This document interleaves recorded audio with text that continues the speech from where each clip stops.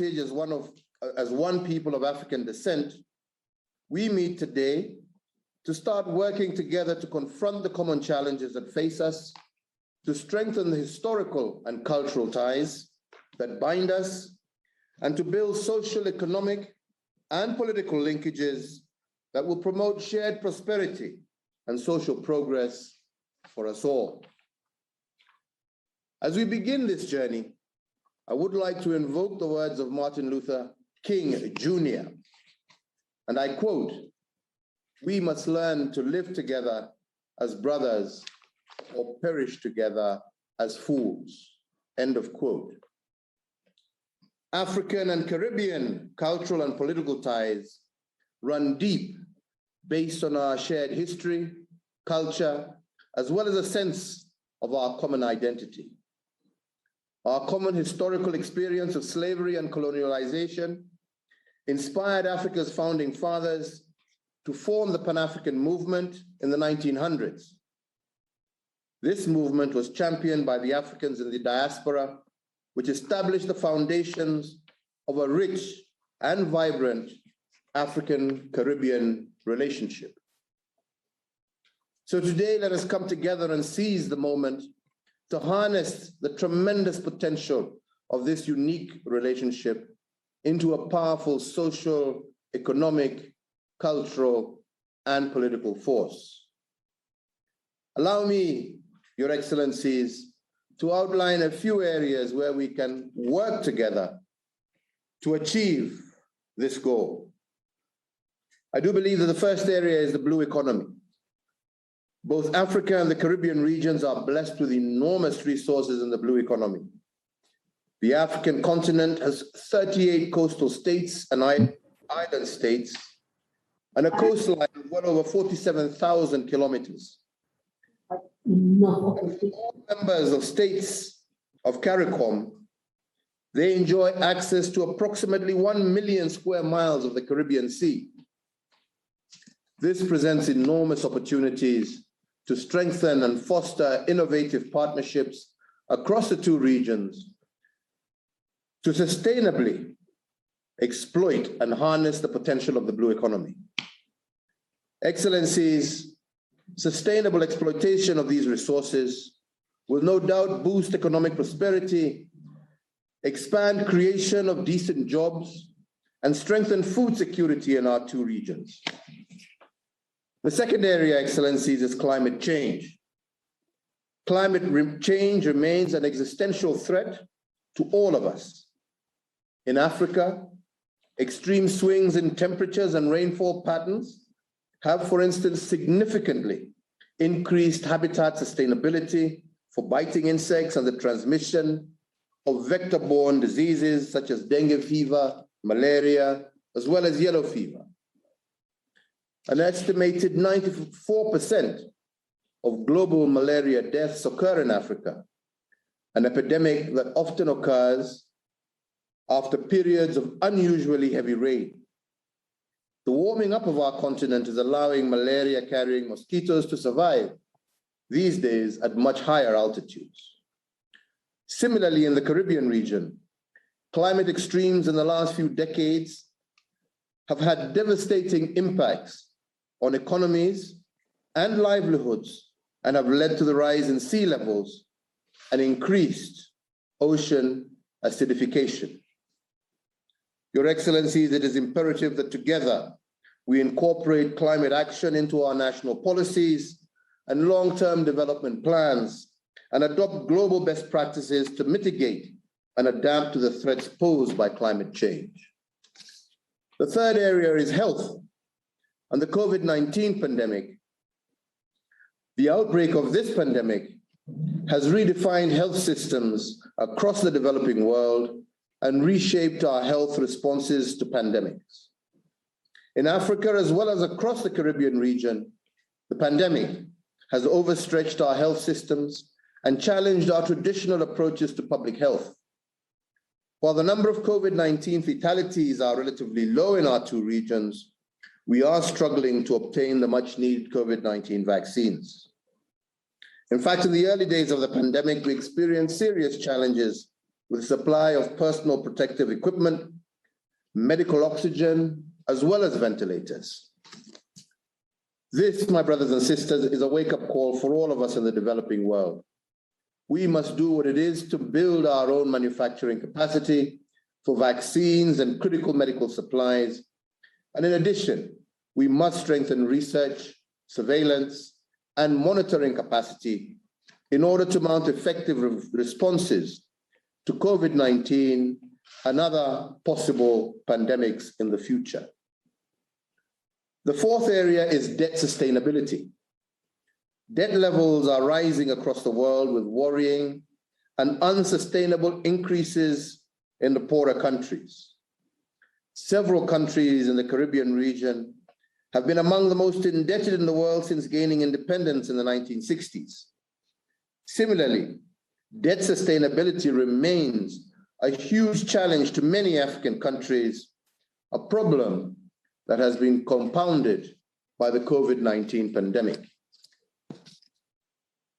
Your Excellencies, ladies and gentlemen, we need to come together to build on the G20 debt service suspension initiative and the progress achieved in facilitating higher pandemic-related spending by inter-ally proactively seeking strategies to increase revenues, while at the same time prioritizing our spending that enhances the productive capacities of our respective economies.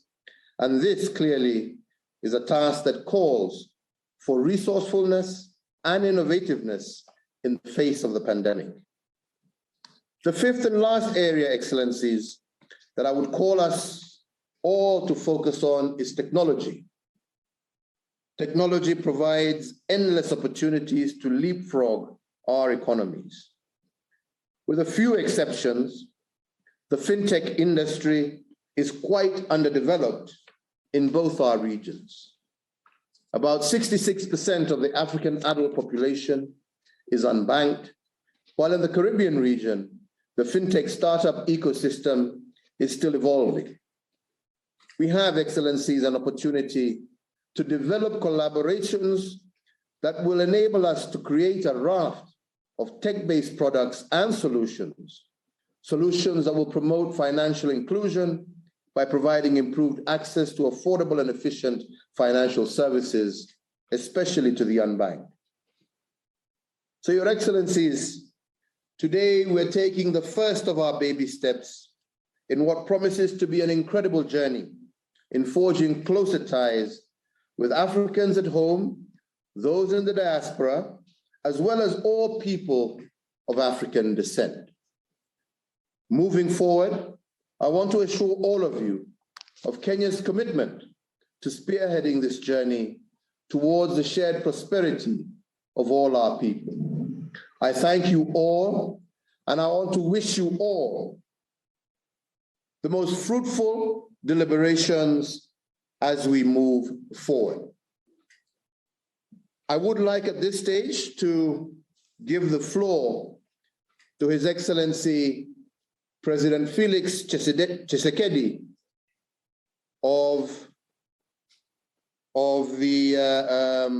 who is currently the chair of the AU. He's delayed. Apparently he's not with us. So I'll give the floor directly to His Excellency Gaston Brown, the Prime Minister of Antigua and Barbuda, Chairman of Caricom, as we await the arrival of our Chairman of the African Union. Your Excellency, you have the floor.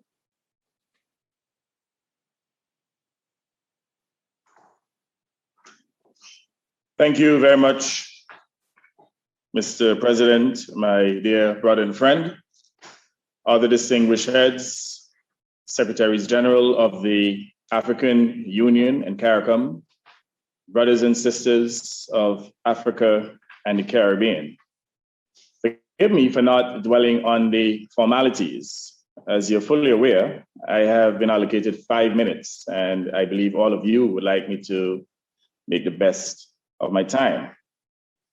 I start from the premise that Europe underdeveloped Africa and left the Caribbean underdeveloped. In essence, they left us with a legacy of poverty of malnutrition and illiteracy.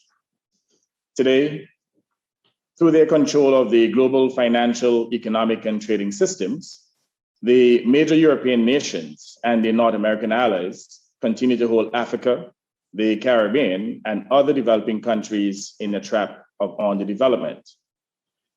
Let us be clear, there was never trade between Africa and the Caribbean.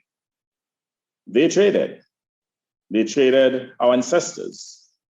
Colleagues, previous generations of our people could do little to alter the situation, although through their many rebellions in the Caribbean and battles of resistance in Africa, they struggled valiantly, paying with their lives. Our generation should not allow these systems that control us, that constrain us, and capture us to continue. This is starkly illustrated by the global control by a few rich nations of the production and distribution of vital vaccines to suppress the COVID-19 pandemic. Whereas 70% of the European Union and almost 60% of North Americans are fully vaccinated, only 3% of Africans can say the same. This pattern of inequity is obvious in its ugliness and prevalence. Therefore, we must act together to change it.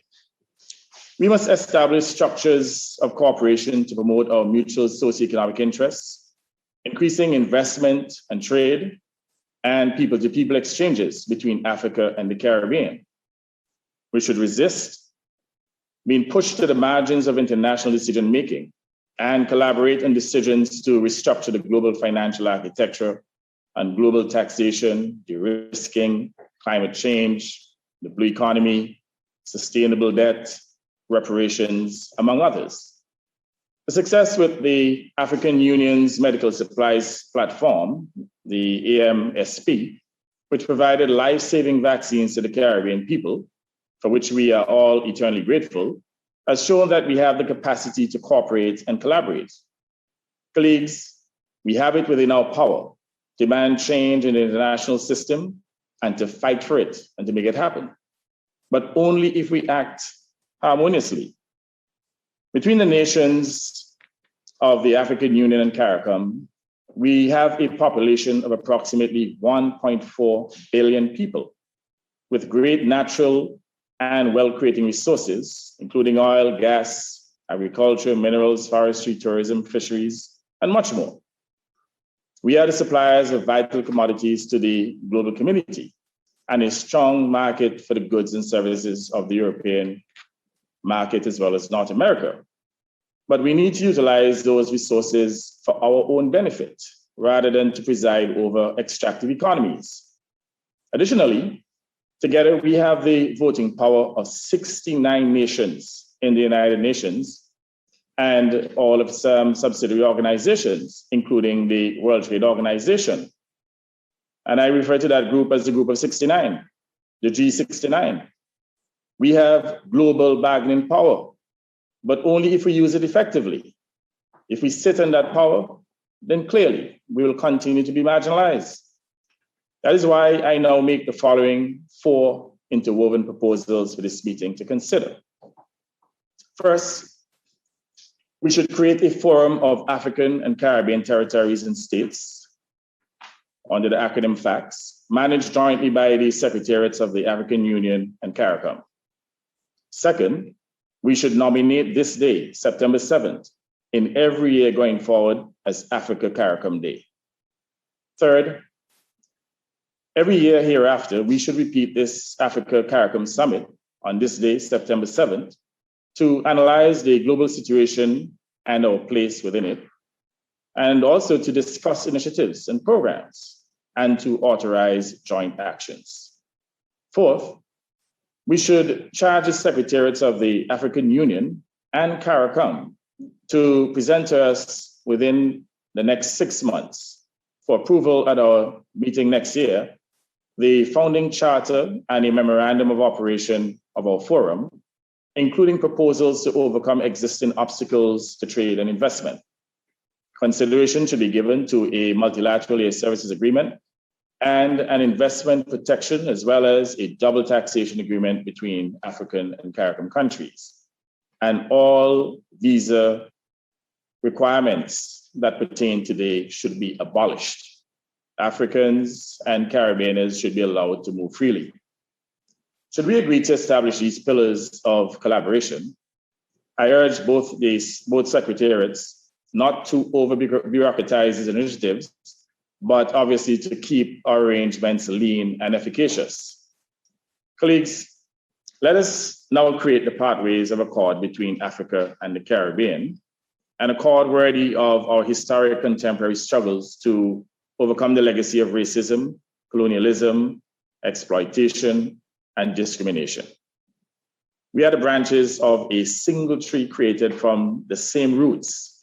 And as Caribbeans, we look forward to that welcomed return as repatriated Africans. Let us, as that one tree, reach to the skies together, strong, resilient, and unshakable. Colleagues, we can do it. Let us all commit ourselves to this task. I thank you. Thank you very much, Your Excellency, for that statement, and indeed a very encouraging proposal that this should be an annual summit. And I look forward to the concurrence of the rest on this wonderful proposal. Before we move on, I have been told by our technical staff, probably at this stage, to request all of us who are online to switch on their cameras for a virtual photo shoot, which will take just about a minute. So I'd just like to request everybody who is online to turn your camera on.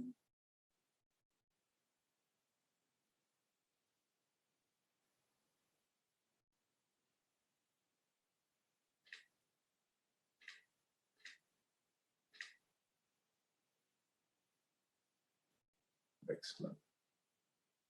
Thank you all very much. Thank you all very much.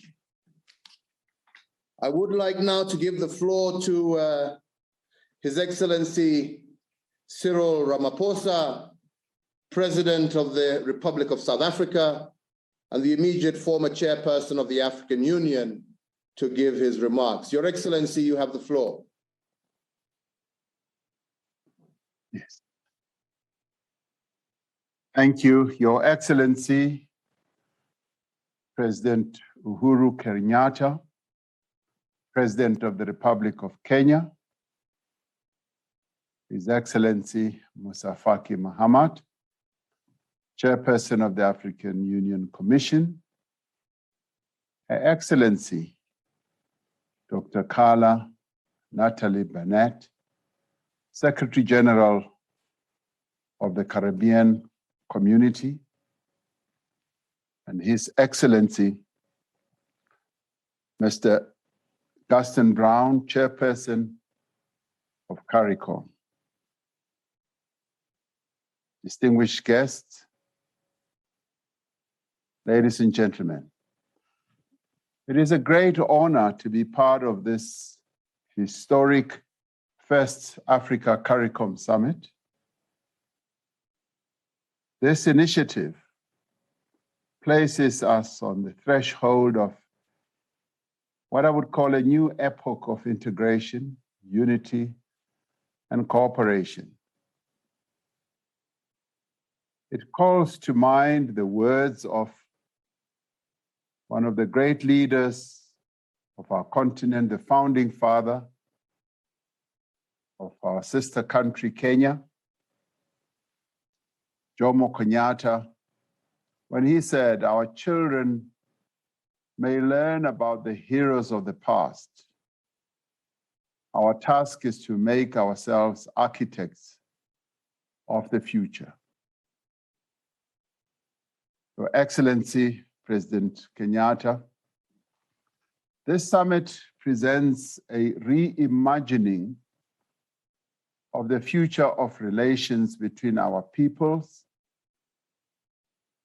the African continent, and in the Caribbean, who, although separated by a vast ocean, are united by a shared history.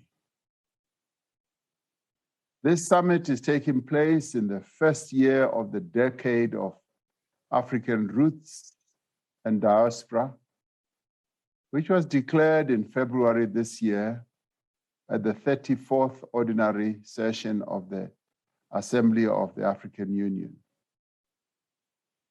The diaspora is an integral part of the story of Africa, the progress of Africa, and indeed, the future of Africa. Greater cooperation between the countries on the African continent and the Caribbean community was espoused by our forebears who convened the 5th Pan-African Congress in Manchester in 1945. It was there that leaders like Mzee Jomo Kenyatta and Kwame Nkrumah planted the seed that would become the Organization of African Unity in 1963. In this sense, we are fulfilling, as we are gathered here, an important aspiration of the pioneers of Pan-Africanism, and within a contemporary context of the African Union's Agenda 2063. Our common heritage should encourage us to deepen our engagement, strengthen trade and investment, collaborate in research and development, and share expertise and knowledge amongst our countries. Just as we share a common history, we also have common challenges. We are all contending with the devastating human, social, political, and economic effects of COVID-19 pandemic. We are all working to overcome the effects of colonialism and underdevelopment by building inclusive economies and creating more opportunities for our people. We are all vulnerable to the effects of climate change through rising sea levels, adverse weather effects, and social and economic disruption. This pandemic has demonstrated the value and the necessity of confronting challenges by working together. From the onset of the pandemic, we developed a united African continental response strategy. We established a special COVID-19 response fund and launched the groundbreaking African Medical Supplies Platform. We also set up the African Vaccine Access Task Team, which has distinguished itself by mobilizing vaccines for the African continent and the Caribbean.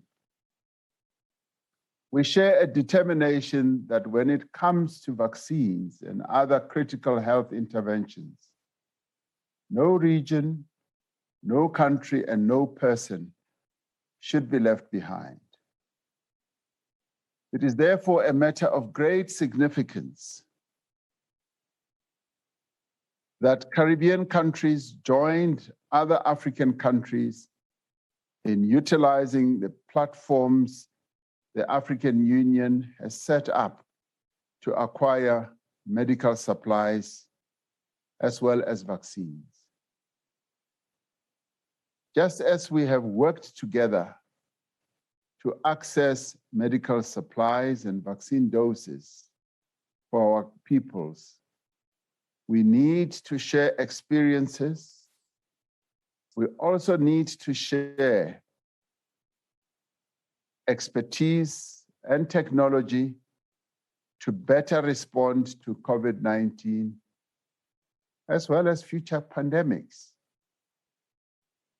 We must mobilize the global community behind the call for a temporary waiver of the TRIPS agreement at the World Trade Organization, and must continue to lobby for partnerships on licensing and technology transfer with those countries that have the capacity to produce their own vaccines.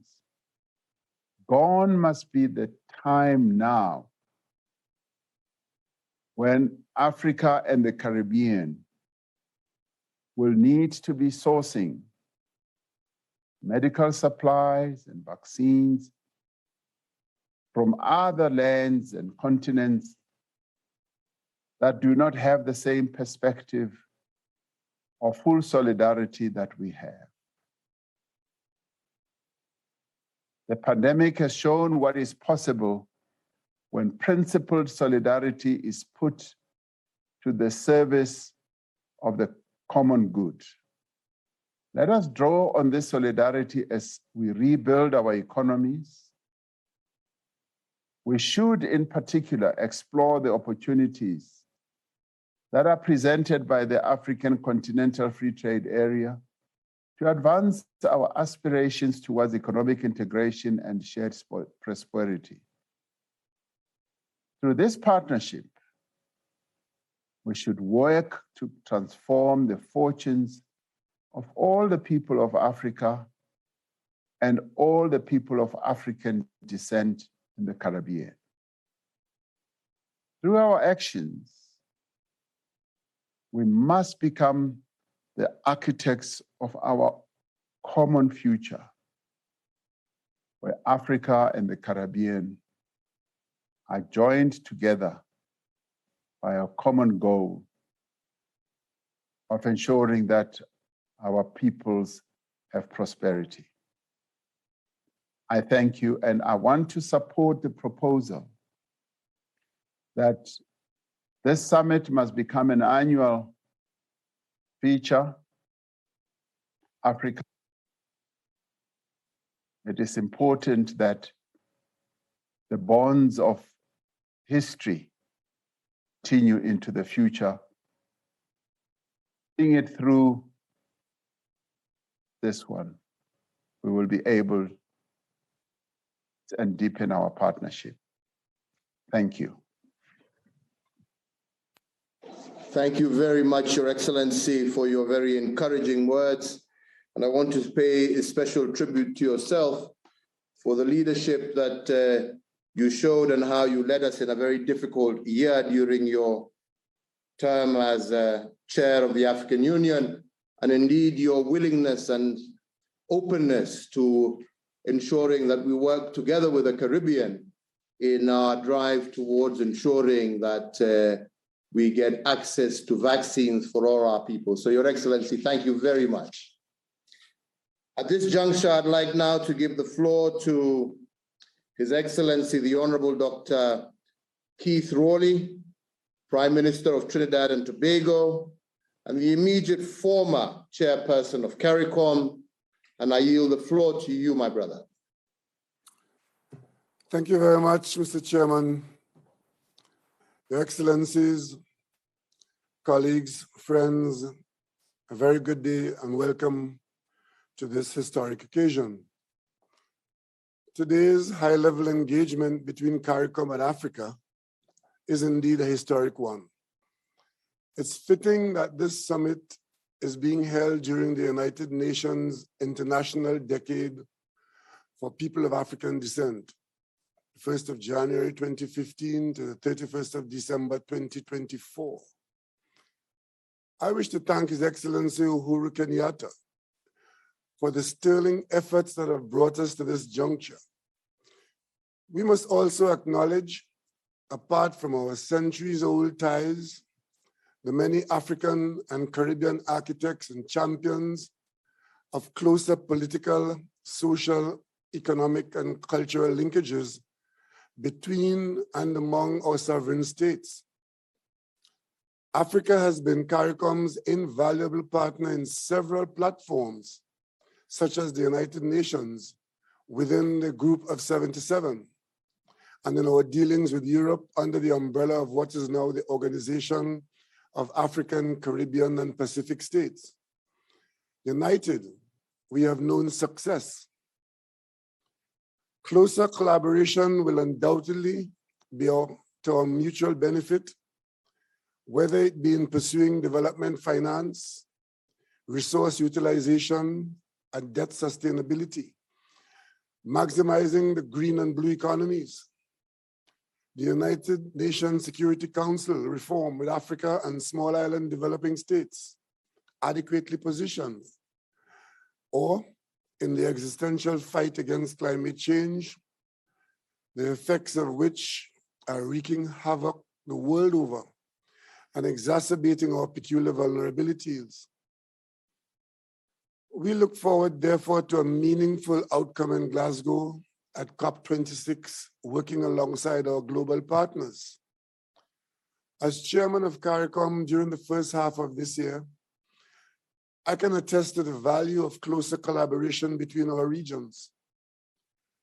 As COVID-19 ravaged the social and economic fabric of our nations, Caricom prioritized the early sourcing of COVID-19 vaccines to inoculate as many people as possible before additional threats, such as new variants, presented themselves.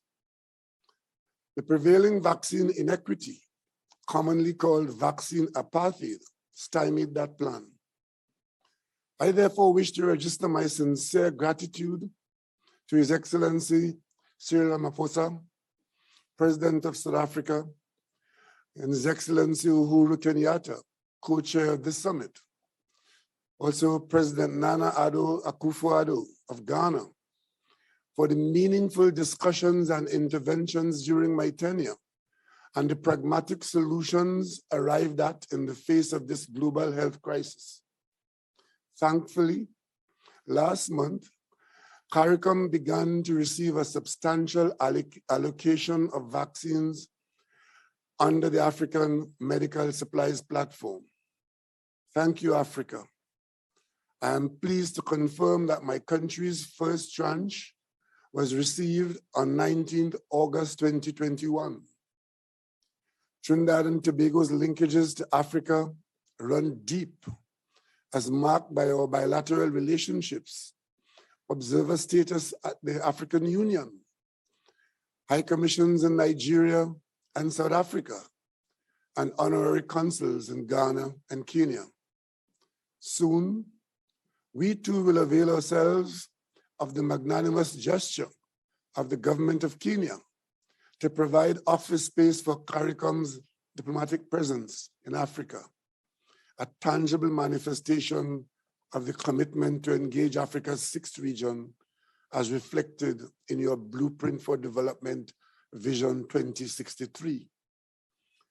It's been long in coming to this point today, but it's a continuation of that journey outlined by our own George Padmore, CLR James, Dr. Eric Eustace Williams, and many others who anticipated that this milestone could be reached to strengthen us in an increasingly hostile world.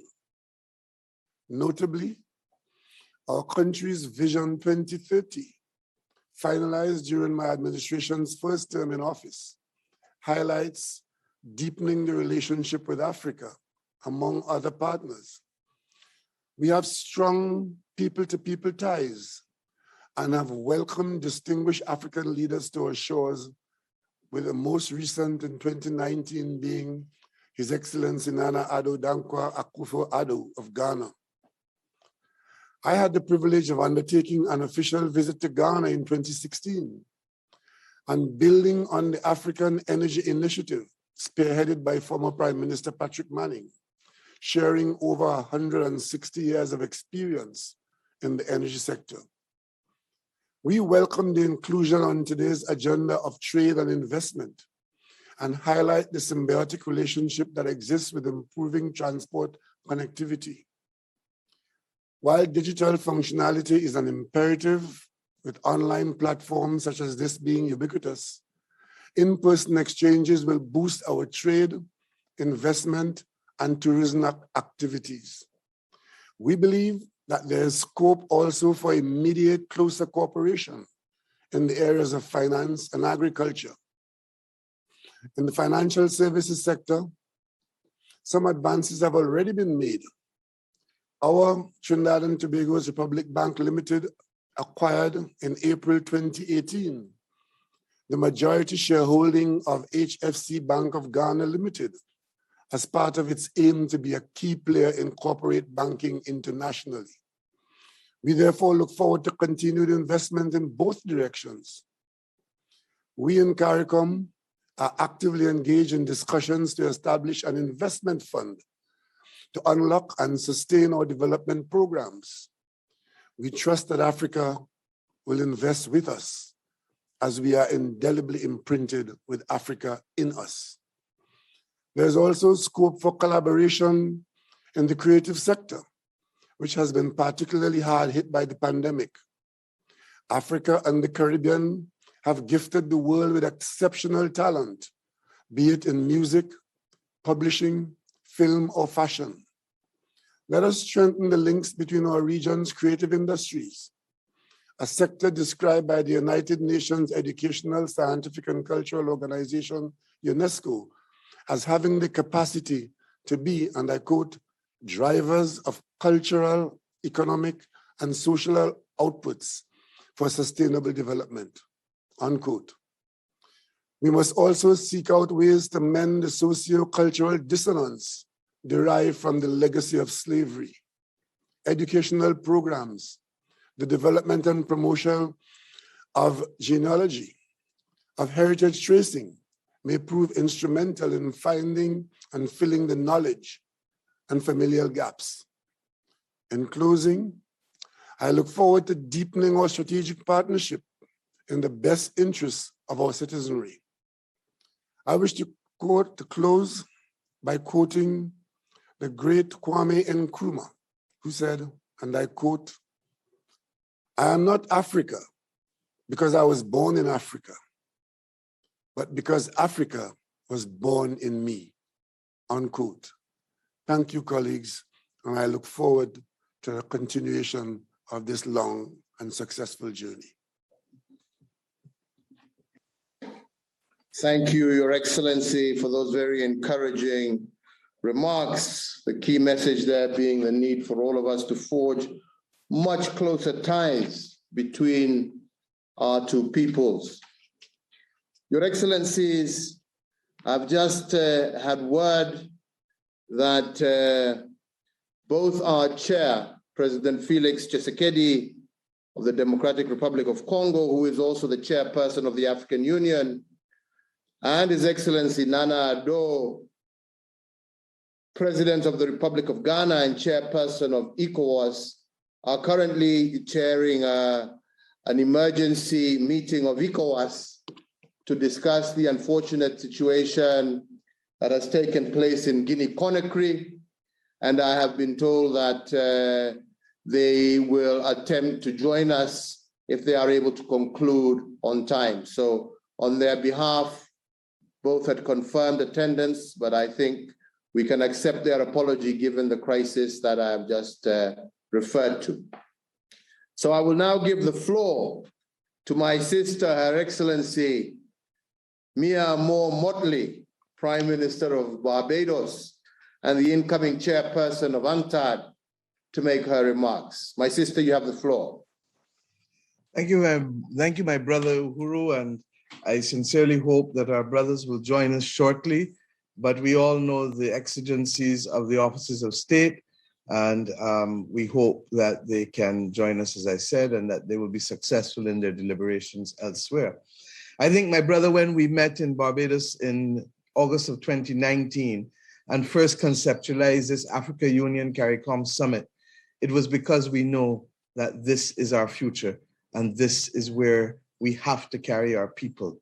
Your continent is our ancestral home, and we are related to you, as I just heard from Prime Minister Rowley, in so many ways, because Africa is in us and we're not simply from Africa. But I want not only to dwell on the platform of history, because our history we all know. We know of the great meetings that forged our independence movement, whether it was in the Fifth Pan-African Congress in Manchester in 1945, and be it as it was that we were all colonies, regrettably, at that point, we met in a foreign land. Today, we meet in a virtual space, but reflecting the hearts and minds of Caribbean people and African people. And I ask us today to recognize that the first thing that we must do, above all else, in the words of Robert Nesta Marley, as he immortalized the words of Marcus Messiah Garvey, is to emancipate ourselves from mental slavery. The mental slavery that has us seeing north only, the mental slavery that has us trading north only. Recognize constitute 1/3 of the nations of the world. The mental slavery that has prevented direct trade links or direct air transport between Africa and the Caribbean. The mental slavery that has blocked us from reclaiming our Atlantic destiny and forging our future in the image and in the interests of our people. Africa is the youngest continent on the earth. You have 60% of your people under the age of 25. Our Caribbean region continues to be lacking in the numbers of persons to drive development as our people need it and need to have it. And why do I say so? Guyana is the size of the United Kingdom, but has the population of 800,000 as opposed to the United Kingdom's 65 million. The Netherlands is 17 million and smaller than Suriname, but Suriname's population is just over 600,000. Belize is the size of Israel, but has the population that is a dwarf in comparison to Israel's 8 million. Belize around 400,000. And my own Barbados, approximately 20% smaller than Singapore, which took that additional 20% through land reclamation, but its population is 5 million as compared to our 300,000. There is obviously a demographic dividend that Africa will reap, but there is obviously bridges that must be forged in our own deliberate 21st century interests if we are to drive development in Caricom and in Africa, working cooperatively together. And why do I say so? 76 years ago, when the United Nations and the international financial institutions of the Bretton Woods were formed, we didn't even exist. No one thought of us. Our interests are not protected in the construction or in the constitution of those agencies and institutions. And 76 years later, in spite of us becoming independent nations, we continue to suffer from that lack of equity and lack of fair participation in those institutions, particularly in forging their policy framework and their programs that can support countries like ours that face multiple crises, some of them existential. We face the climate crisis together, recognizing that no longer can the battle be fought on behalf of small island developing states alone, but must now also reflect those countries between the tropics of Cancer and Capricorn. Why? Because regrettably, small island developing states have not been able to motivate the world to save us by telling the world that it cannot move beyond 1.5 degrees because we need an increase limited and capped at 1.5 degrees if we are to survive.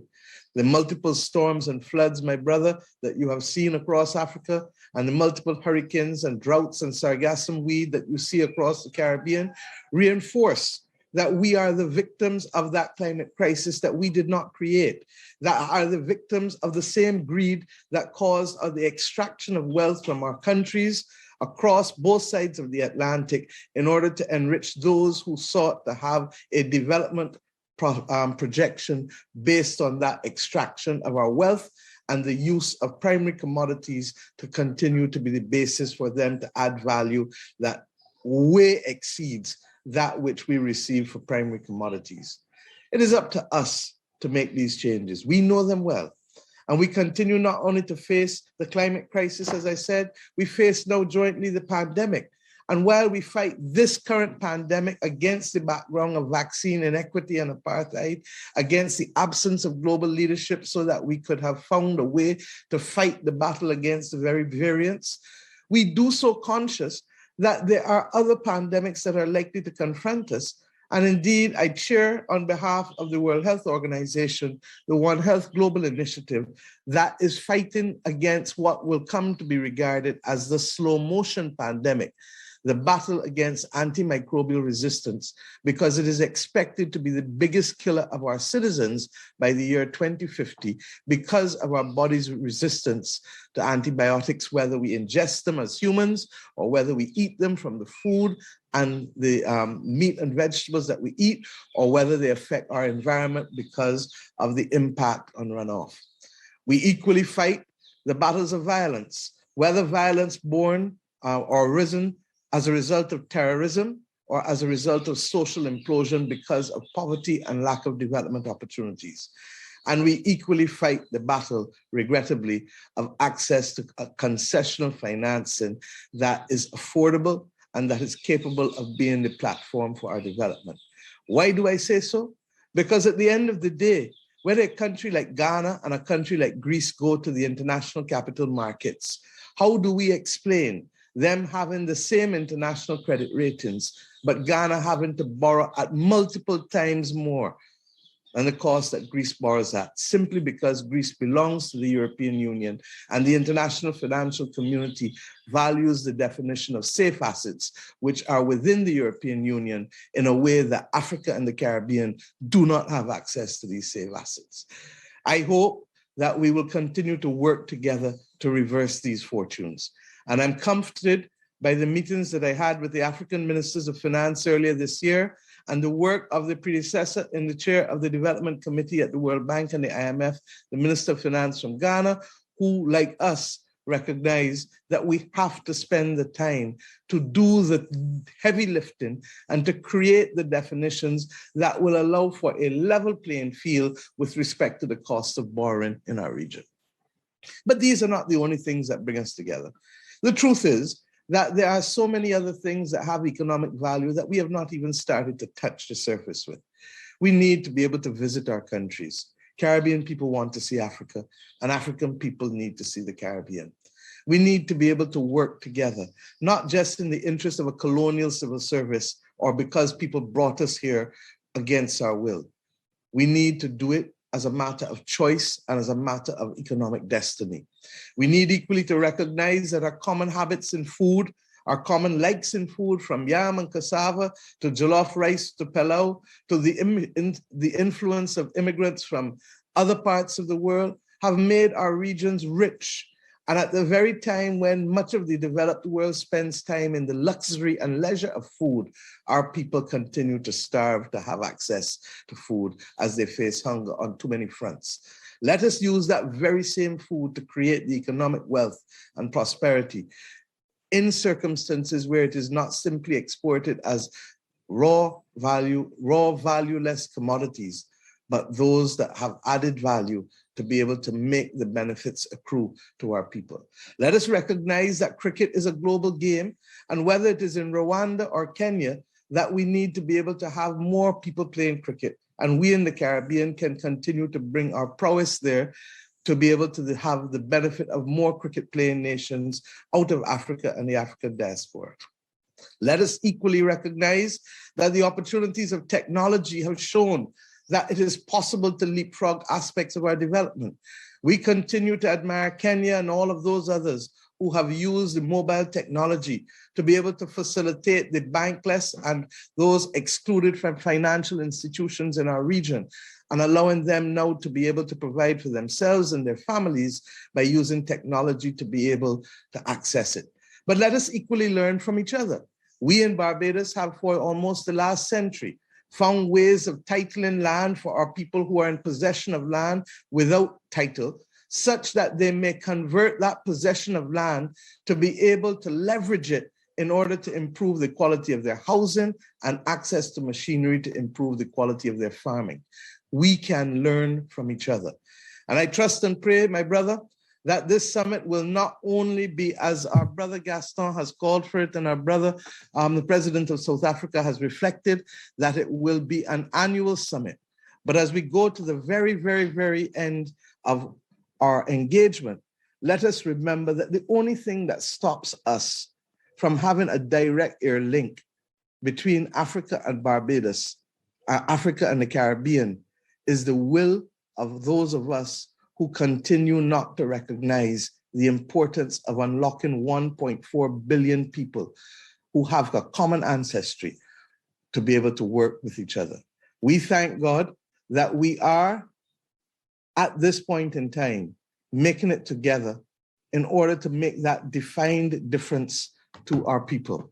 And it is against that background, I'd like to put on the table, while supporting Gaston's recommendation for an annual summit, to put some other concrete proposals that I believe will make a difference.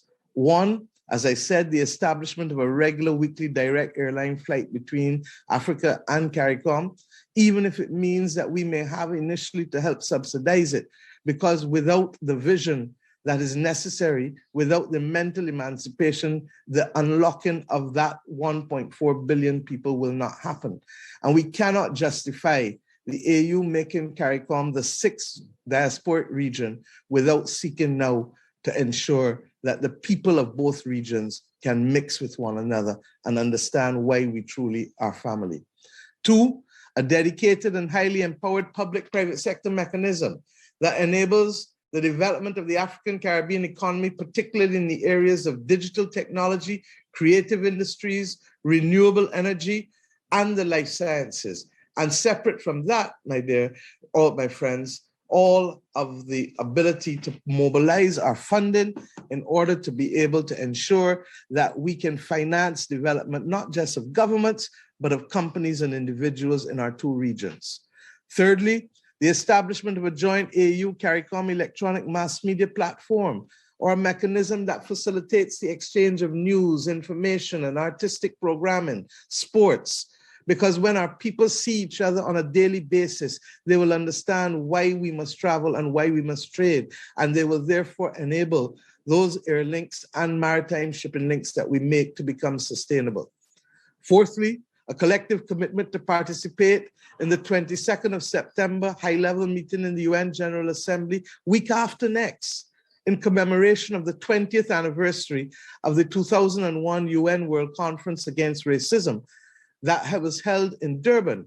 And I say so because at that conference, all of the countries of the world, with the exception of a handful of Western countries, agreed that the time had come for us to start to discuss reparations. Since that date, 20 years ago, we've had many things happen, culminating in Black Lives Matter. There is nothing like an idea whose time has come.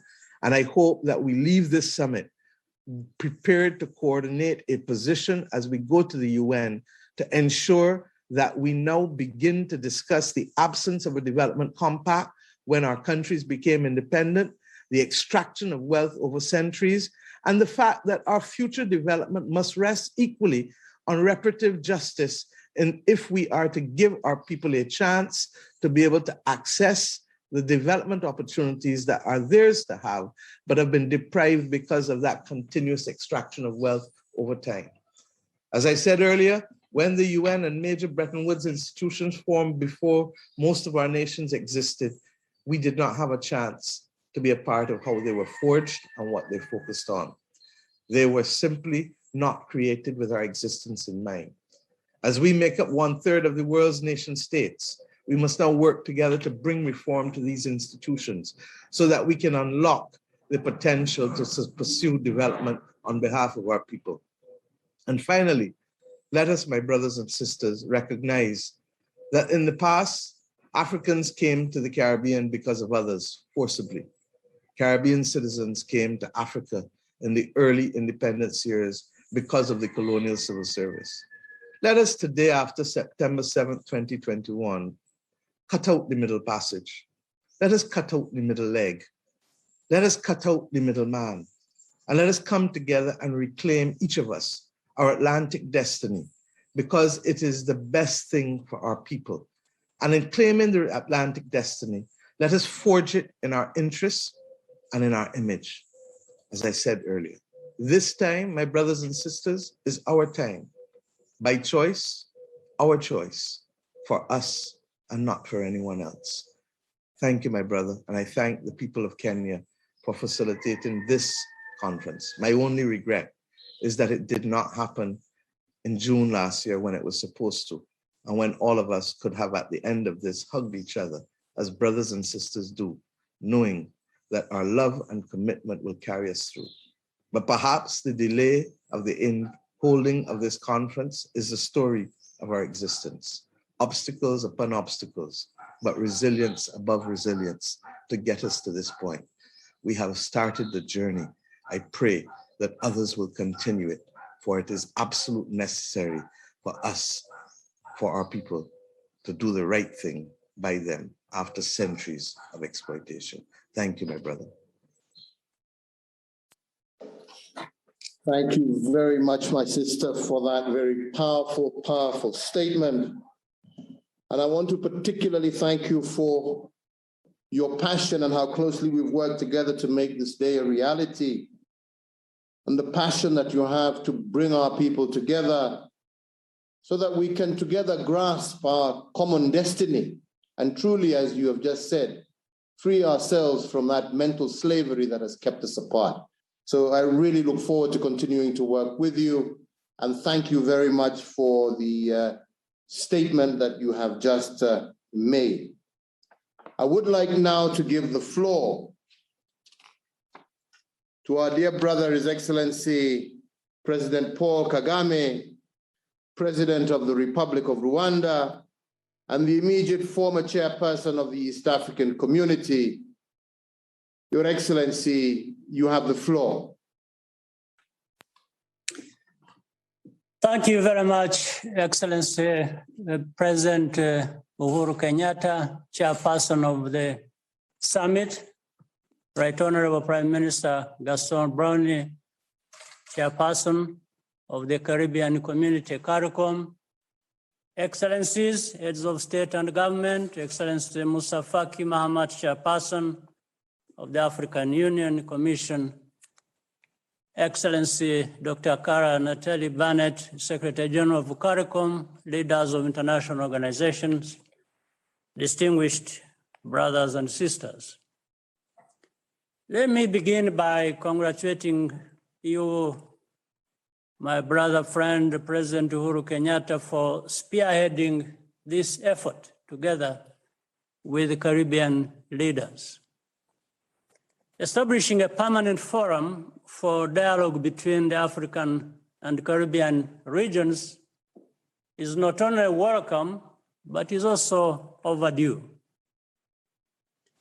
We are united by ties of history and shared experience. We also confront common challenges, such as trade inequalities, vulnerability to climate change, and the need for more resilient health systems.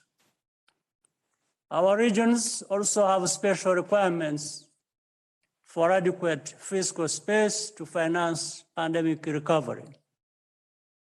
It is therefore the right moment to deepen the direct ties between our regional organizations and, just as importantly, our peoples. Where we are aligned, we should not hesitate to consult each other and make common cause in multilateral forums. On the horizon, we have COP26 in Scotland in November, and for many of us, the Commonwealth Heads of State and Government meeting in Rwanda in 2022. We are also all members of the new Organization of African, Caribbean, and Pacific States, or ACPS. The formation of this group, in a sense, really reminded us of the value of bringing our regions closer together for the benefit of our economies and our people. Africa and the Caribbean have a lot to offer one another in the spirit of South-South cooperation, learning from each other's experiences. I look forward to deeper and more frequent interactions in the years ahead by institutionalizing the structures of collaboration between the African Union and the Caribbean community. I thank you for your kind attention and wish all the best to all participants. Thank you very much, Your Excellency, dear brother, for that statement of solidarity. And I'm sure, and I look forward, hopefully, as we move, if we get that opportunity to have our in-person meeting of the Commonwealth soon, that hopefully we would be able, as Prime Minister Mia Mottley said, be able to meet together in your beautiful country of Rwanda and be able to actually exchange even further as we move ahead. I want to now give the floor to His Excellency John Antonio Bresino, Prime Minister of Belize, and the incoming chairperson of Caricom. Prime Minister, you have the floor. Good morning and good evening for those in the African continent. I am honored to be participating in this first African Caricom Summit. I wish to thank His Excellency Uhuru Kenyatta, President of the Republic of Kenya, for his leadership and vision in convening the first Africa Caricom Summit. Our historic meeting comes at a unique and necessary time in history. Belize welcomes the participation with appreciation this engagement that seeks to advance the Africa Caricom bi-regional agenda, and it is a demonstration of the firm commitment to increase cooperation and continental integration between Africa and Caribbean under the theme Unity Across Continents and Oceans, Opportunities for Deepening Integration. Caribbean and African ties are deeply rooted and based on a shared history, culture, and sense of a common identity with a common colonial experience that left behind large centers of African diaspora, not only in the Caribbean, but also in the Americas. We have collaborated on and lived the decolonization and equality agendas, a period considered as a very dynamic phase in Africa-Caribbean relations. Now we are obligated to build on the vision and foundation laid by our forebearers, the Marcus Garveys, the Bob Marleys, the Isaiah Mortars of Belize, those who understood the inseparability of the Caribbean and Africa.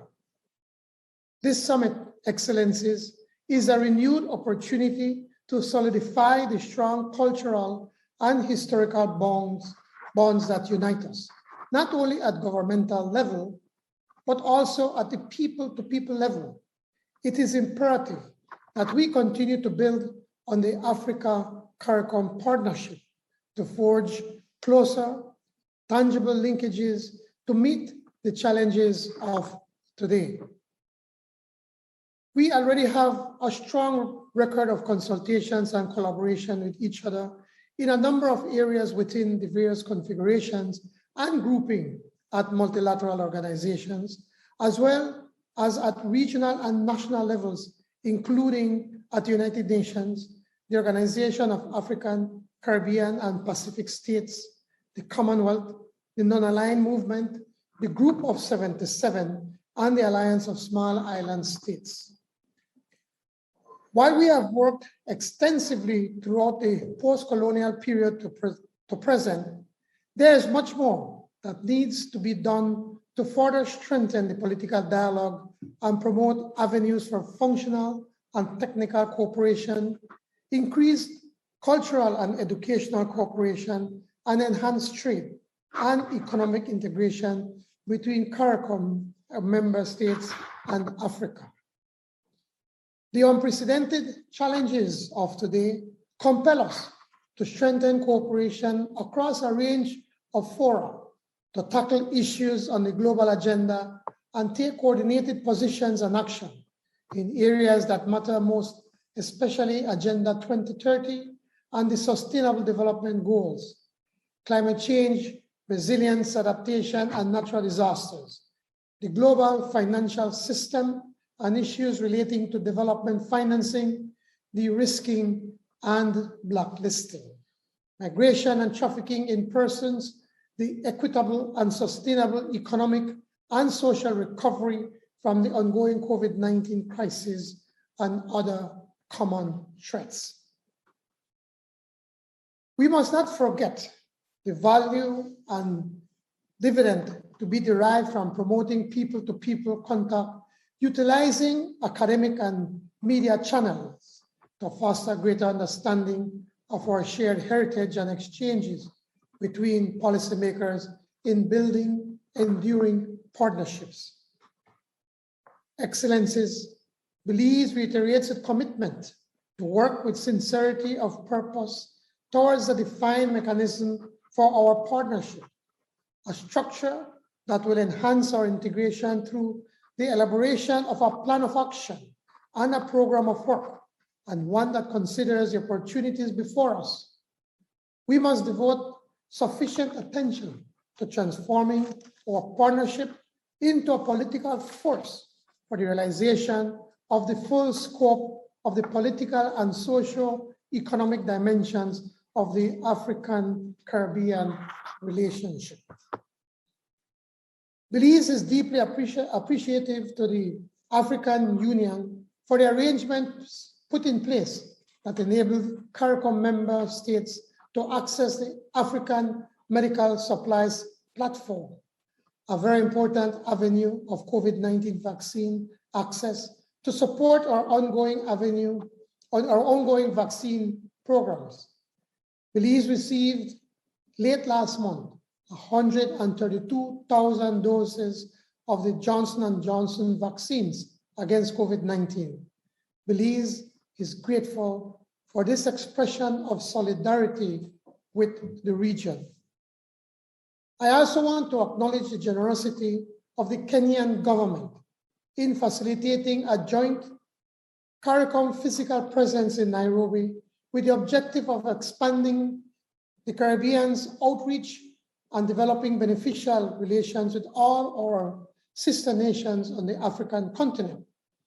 We hope that one day, in the not too distant future, Belize can join the joint mission and have its first diplomatic presence on the continent. I wish to close by reiterating the commitment of the government and people of Belize to play our part to build a renewed and comprehensive Africa-Caricom partnership that will strengthen the bi-regional links and transform the relationship into a political, social, and economic force. Thank you. Thank you very much, Prime Minister, for that statement and the encouraging words of unity that you have expressed. I would now like to give the floor to His Excellency João Manuel González Lourenço, President of the Republic of Angola and the Chairperson of ICGLR. Your Excellency, dear brother, you have the floor. Sua Excelência Uhuru Kenyatta, Presidente da República do Quênia e Presidente em exercício da Organização dos Países da África, Caribe e Pacífico, Excelências, senhores chefes de Estado e de Governo, minhas senhoras e meus senhores, foi com satisfação que recebi o honroso convite para participar nesta cimeira de concertação político-diplomática entre os países da União Africana e da Comunidade Caribenha, pois considero of African countries and the Caribbean countries, and I would like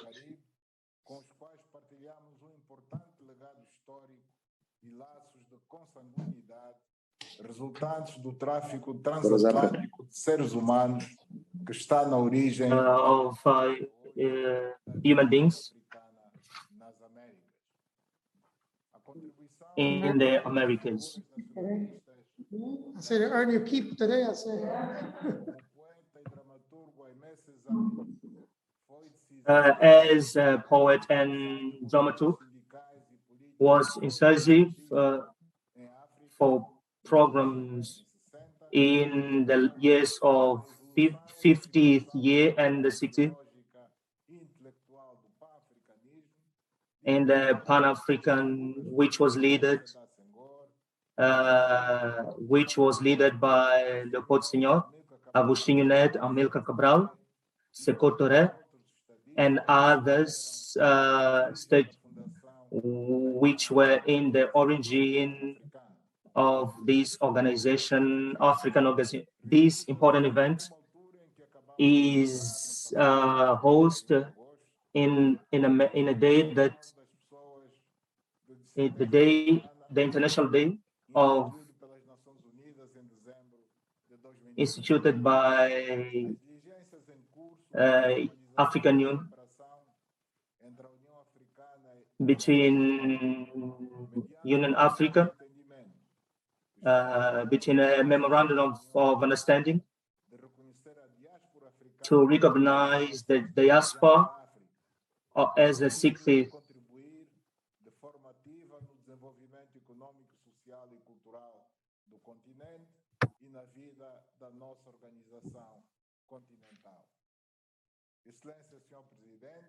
Your Excellency, Mr. President, we congratulate everyone for African Union and Caricom for coordinating efforts for a better defense of our personal defenses, and through the A3+1, which is coordinated by the Republic of Kenya. We are pleased for the support that has been given by the A3+1, and also which took place on the 23rd of June of this year for the region of the Great Lake on the needs of the collection of arms to give security to the Republic or to the Central Republic of Africa. Mr. President, Angola defends the cooperation between the two communities in the domain of sustainable inclusion, environment, and management of natural resources, human rights, democracy and good governance, and the combat to terrorism and organized crime.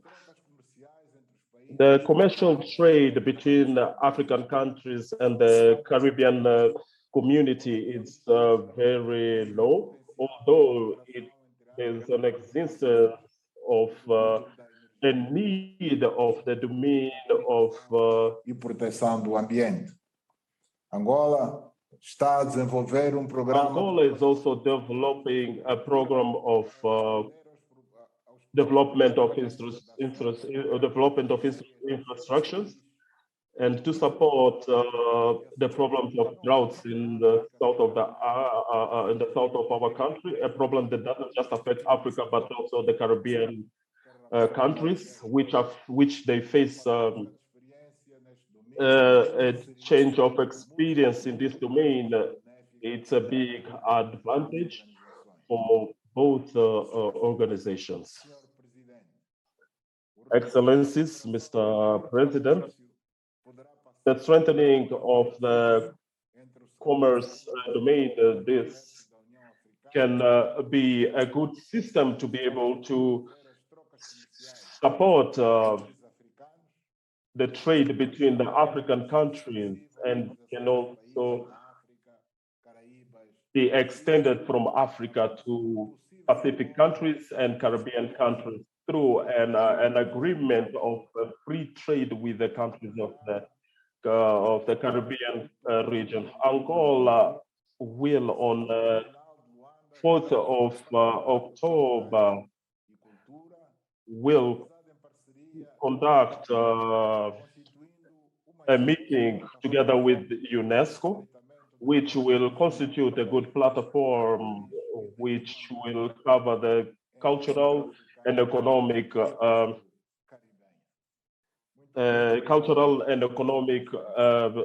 situation to cover Africa and the Caribbean countries. Thank you very much for your time.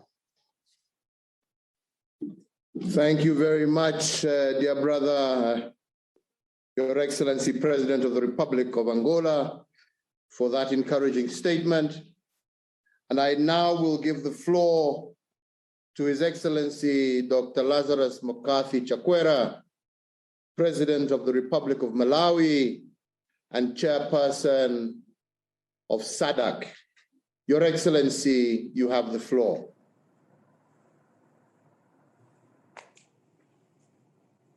Mr. Chairman, Your Excellency Uhuru Kenyatta, President of the Republic of Kenya, Your Excellencies, fellow heads of state and government here present, ladies and gentlemen, and all protocols observed. It's an honor to add the voice of Malawi and the entire Southern African Development Community, SADC, to the chorus of solidarity reverberating from the summit to all corners of the globe.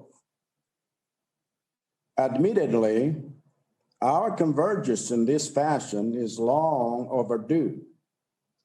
Still, as SADC, we hope that this historic moment will be the long-awaited catalyst for building bridges to prosperity for our peoples. Our success in doing so is all but guaranteed because our nations and regions have a kinship so naturally rooted in the rich soils of shared values, histories, cultures, and struggles to make it the best foundation for our cooperation henceforth. Deepening our integration is no longer a luxury, but a necessity whose time has come. Our world is facing numerous challenges, the ravages of poverty, climate change, and COVID-19 being chief among them, exacerbated by inequalities of access to their solutions. Such global crises demand the consolidated perspective of our regions. We need to stand together to ensure solutions to global challenges, protect our people's dignity, and promote our shared interests, such as our desire to see greater economic trade and investment between Africa and the Caricom member states. By standing together, as we did today, we make it clear that we are neither small nor helpless. SADC alone is a region of over 350 million peoples and 16 states with deepening regional bonds forged from our shared conviction that our strength lies in our numbers and our unity. As a result, we have developed the SADC Vision 2050 as a complementary blueprint to the United Nations 2030 Agenda for Sustainable Development Goals and the African Union's AU Agenda 2063. We therefore embrace and celebrate this first Africa Caricom Summit as another milestone towards the creation of a grand coalition of like-minded and like-mannered nations. Beyond embracing and celebrating it, we fully intend to leverage the opportunities for partnership that it avails for the meaningful improvement of the lives of our citizens. Towards that end, we seek to build on already existing engagements between some SADC member states and Caribbean member states to increase investment, collaboration, trade, learning, and exchange between the two regions. By standing together like this, as we move forward, we will make it clear that no challenge before us is insurmountable. And truth be told, for all of us here, standing together like this is not a matter of fashion, but survival. To paraphrase what President Seretse Khama, one of the founders of SADC, said in 1980, we must move together or we perish. Thank you for your attention. Thank you very much, dear brother, for that statement. And I now will give the floor to His Excellency, Dr. the Honorable Ralph Gonzalez, Prime Minister of St. Vincent and the Grenadines, and the Chairperson of the Caricom Subcommittee on the ABCD Commission. Your Excellency, you have the floor. Thank you very much, my brother and comrade, the distinguished President of the Republic of Kenya, colleagues, comrades and friends. Given the restrictions of time, I will refrain from delivering my prepared statement. I will circulate it. I want to say that, first of all, 40 years ago, I first went to Africa as a student pursuing doctoral studies. I went to Makerere University in Kampala. Before then and since then,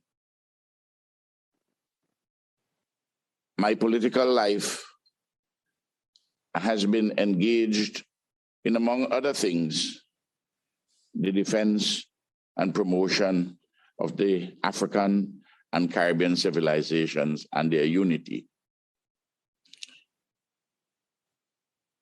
In the 1960s and 70s and into the 80s, many of us participated in support groups for African liberation.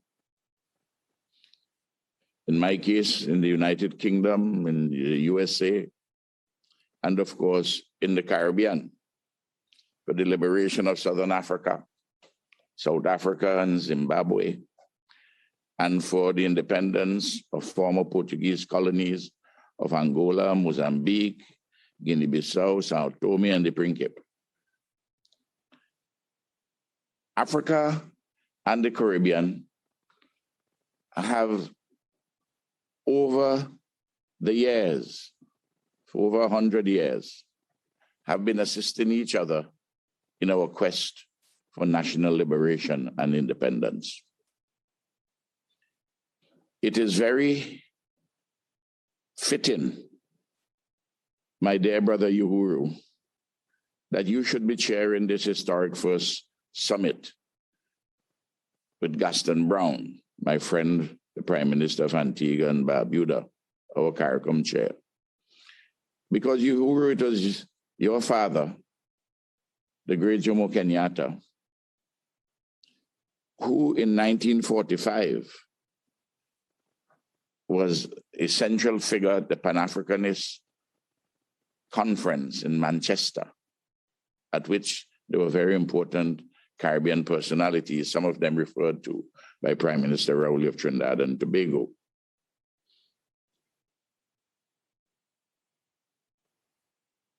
We recall from the Caribbean the contribution of the heroic and selfless nation of Cuba. This nation shed its blood in the liberation of Southern Africa.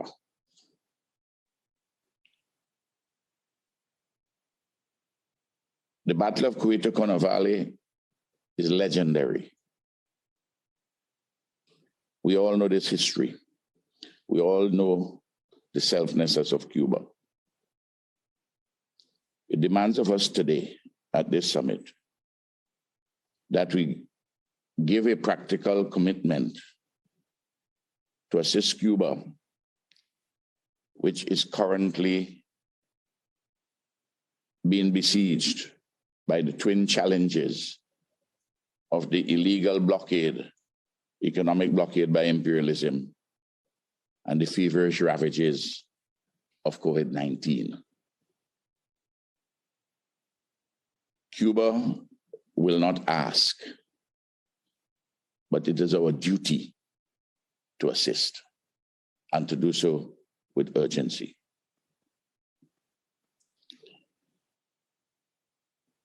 A constellation of predisposing and inducing factors have brought us to this historic moment. The factors of history and geography, of ethnicity and culture and global connectedness. The time has come for us to build institutionally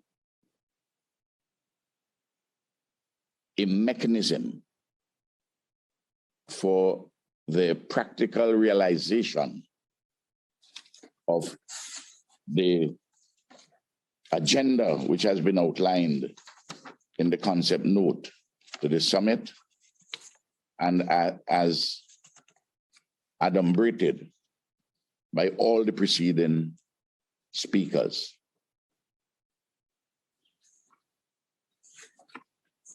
Gaston Brown has advocated a forum, a permanent forum of African and Caribbean states, and I agree with that. At the same time, we ought to establish immediately an Africa Caricom Commission, permanent body, a transitional entity towards a larger, more ambitious Africa, Caribbean, Brazil Diaspora Commission.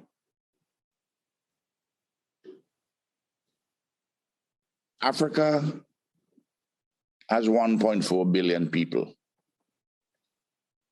Brazil, 110 million persons are of African descent, half of the population of that country.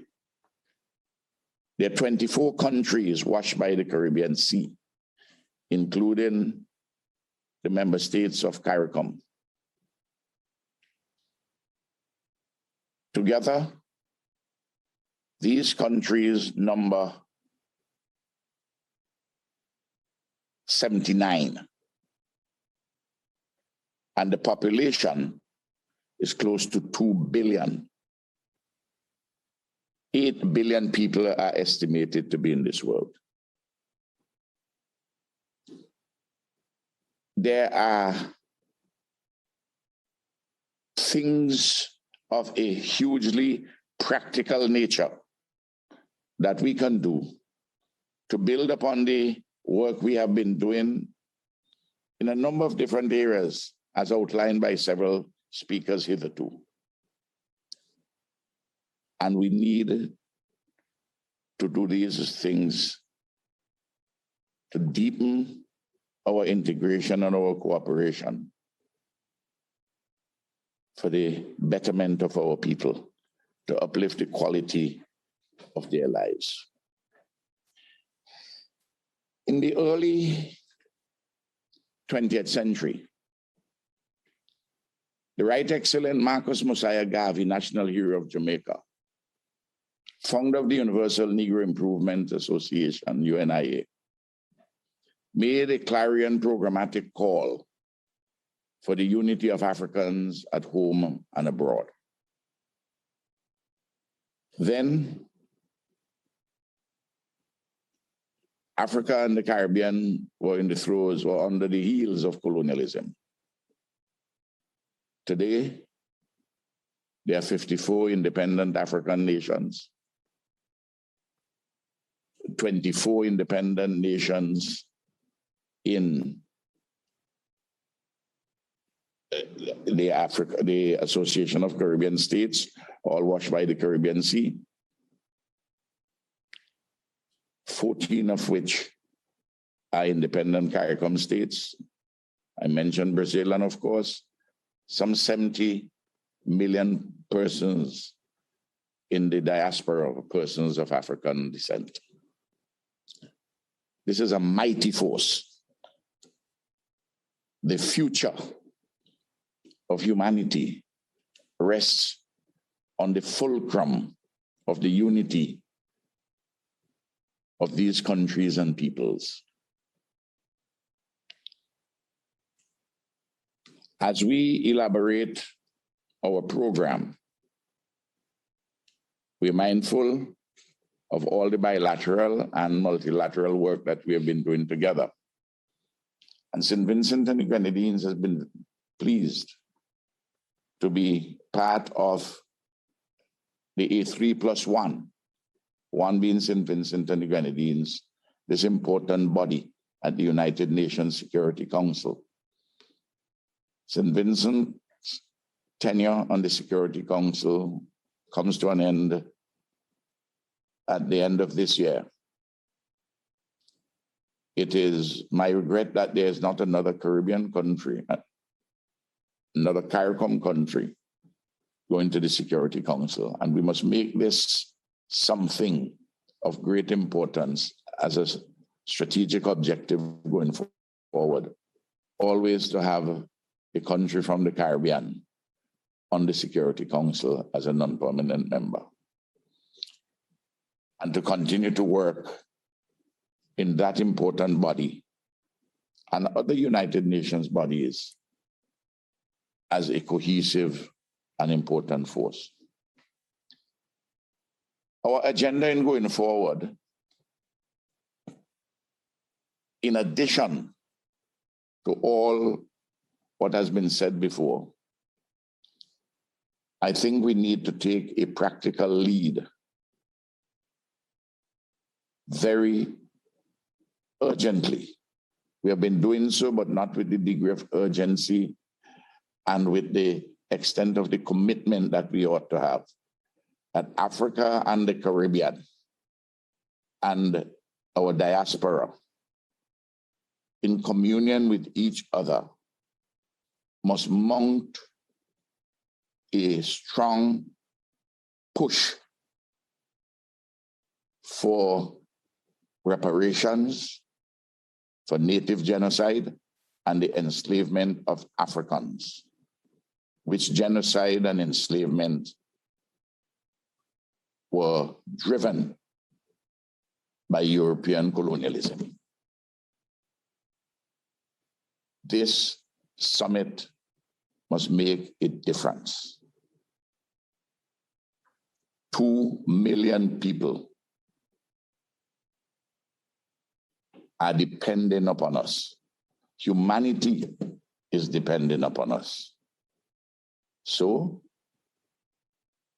a transitional institutional arrangement, a permanent Africa Caricom Commission to evolve into an Africa, Brazil, Caribbean Diaspora Commission. We can only speak here today about the Africa Caricom Commission, a permanent body within this broad forum, as Gaston Brown has outlined.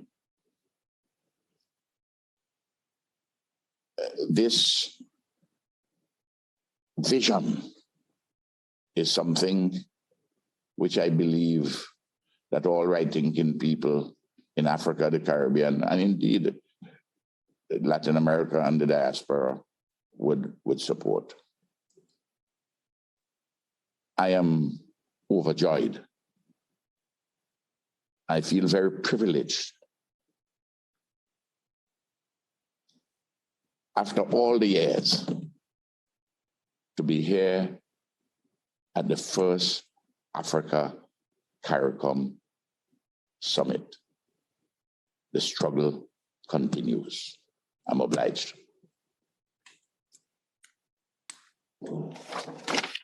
Thank you very, very much, dear brother, for that powerful statement, evoking that strong Pan-African spirit that has been there and that we, as another generation, are now trying to recreate.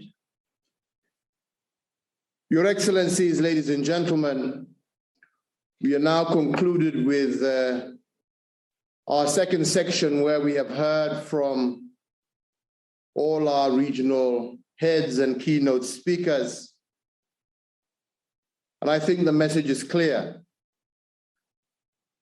that now more than ever, the historical and cultural ties of the African peoples across the world cannot be ignored.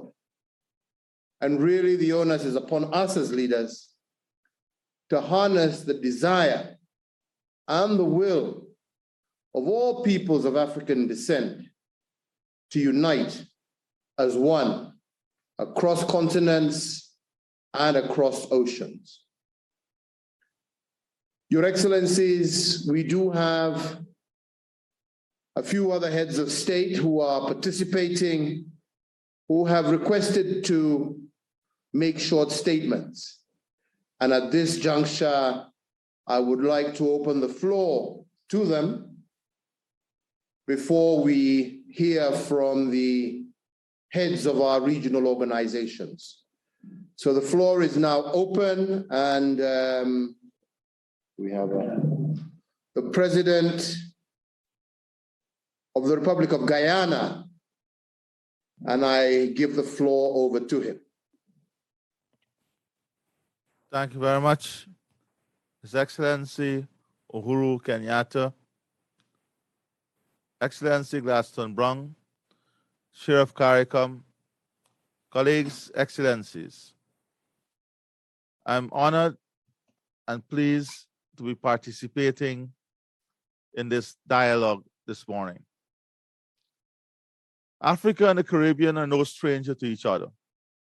As expressed by my colleagues, the bonds that exist between us are based on blood, history, and culture. These ties are strong and enduring. Our regions represent creative and dynamic forces within the international community.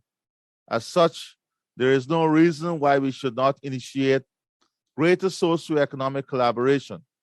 The onus remains on us to forge a path forward based on shared interests and common objectives. Excellencies, this historic meeting occurs on the eve of two critical global events, the UN General Assembly and COP26.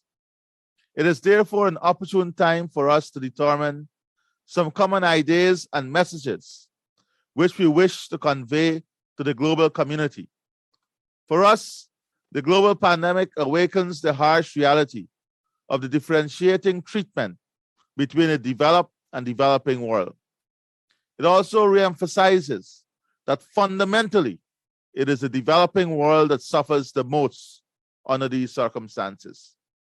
I'm therefore of the view that this forced collaboration must address the COVID-19 pandemic and recovery, climate change mitigation and adaptation measures, food security, and costs of commodities and transportation. COVID-19 pandemic and recovery requires from us urgent action. In relation to the pandemic, we must have a forceful message on issues relating to rescheduling of loans, debt financing, access to capital in our rebuilding efforts, and an evaluation of the global vaccination system, along with its failure to respond to the most vulnerable in the world. Climate change is a serious threat, which is exacerbated and further weakens us. Developing countries like Guyana and our sister states in the Caribbean and Africa are facing great difficulties. We have not been historically responsible, but we suffer the greatest and are least equipped to respond. Our countries are bearing the brunt of increasing and more intense climate-related events. We must, therefore, collectively advocate for greater financial flows to help us adapt to the impacts of the climate emergency, including through the establishment of a global vulnerability fund. The largest polluters in developed countries, which have already achieved economic diversification by transferring much of their natural assets into commercial activities, carry a greater responsibility in this respect. Here in Guyana, we remove more carbon dioxide than we emit, something that most countries cannot claim. We therefore believe that we should benefit economically from this service that our forests are providing to the global ecosystem. And to this end, we hope that discussions on the rule book under the Paris Agreement will advance at the upcoming COP26. Guyana's development model is based on its low-carbon development strategy. The strategic outcome of the LCDS is to find a pathway to prosperity and development that is non-polluting. The LCDS aims to transform Guyana's economy to better deliver socio-economic benefits to our people by following a low-carbon path, while mainstreaming climate resilience, providing a model to the world of how low-carbon, low deforestation, climate-resilient development can be possible and beneficial for forested countries. We must also emphasize a compensation system for the blue economy and safeguard the biodiversity. The pandemic has reawakened our vulnerability to food supply, the fragility of our markets, and sensitivity to price changes. It is therefore essential that issues surrounding food security, supply, and availability form an important part of our actionable agenda. Our region suffered immensely from the fallout in the rising costs of commodities and transportation services during the pandemic.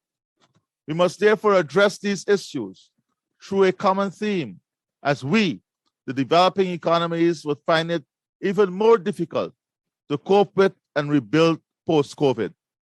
Having regards for all the above, achieving the SDGs as outlined in Agenda 2030 is severely threatened, and we must all point this out to the global community. Guyana looks forward to a sustained and strengthened relationship between the Caribbean and Africa. We pledge our wholehearted support to ensuring the success of this endeavor. Africa and the Caribbean are no stranger to each other. We are brothers and sisters. Economic integration must be driven by people, technology, policies, and partnership aimed at one objective, the prosperity of all our people. I thank you. Thank you very much, Your Excellency, for that statement. And I now would like to hand over the floor to my dear friend and brother, the Prime Minister of Jamaica, Andrew Holness. Prime Minister, you have the floor. Mr. Chairman, my brother, President Uhuru Kenyatta, Excellencies, friends, good morning and good afternoon. I'm truly honored to address this historic inaugural Africa Caricom Summit, a timely dialogue which can only strengthen our fraternal bonds. The common historical experiences between Africa and the Caribbean have been enriched by cultural, economic, and political affinities. Potential untapped for centuries lies within our respective reaches, as we not only develop national capacities, but engage opportunities for cooperation with each other and across continents and oceans. The challenges of the last year and a half have reinforced the possibilities and value of the Africa-Caricom relationship. Most critically, Jamaica and the Caribbean region benefited greatly from the African Union's provision of access to COVID-19 vaccines and other critical medical supplies through the innovative AMSP, which has been a game changer for the continent and for us. The Africa Continental Free Trade Area is another, creating an enabling environment for the flow of investment and tourism. For Jamaica, there is potential in the agro, industry, and logistics sector, and Jamaican companies have already invested in Africa. Opportunities also exist for scientific research and collaboration, investment in healthcare, technological innovation and digitization, as well as in the creative economy. In relation to development financing, debt sustainability, and climate change, our cooperation within the OA, CPS, Commonwealth, UN, and WTO remains a strong foundation for deepening integration between us. We must also use all available platforms for securing meaningful outcomes from COP26. Prior to the pandemic, we were pleased to have the exchange of visits with African leaders, and we had planned for more. Jamaica was also pleased to receive the first non-stop flight from Lagos last December. There are indeed real prospects for exchanges in sports, culture, education, tourism, and commerce between our regions to improve economic benefits and enhance people-to-people connections. This would narrow the geospatial and psychological separation, reclaim our historical connections, and celebrate ourselves as members of the African diaspora.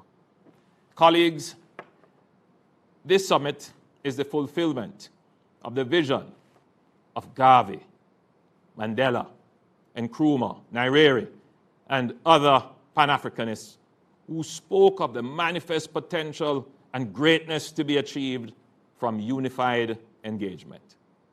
Let us strive to fulfill their dreams and ours, to unleash the full potential of the African continent and the African diaspora in the Caricom region.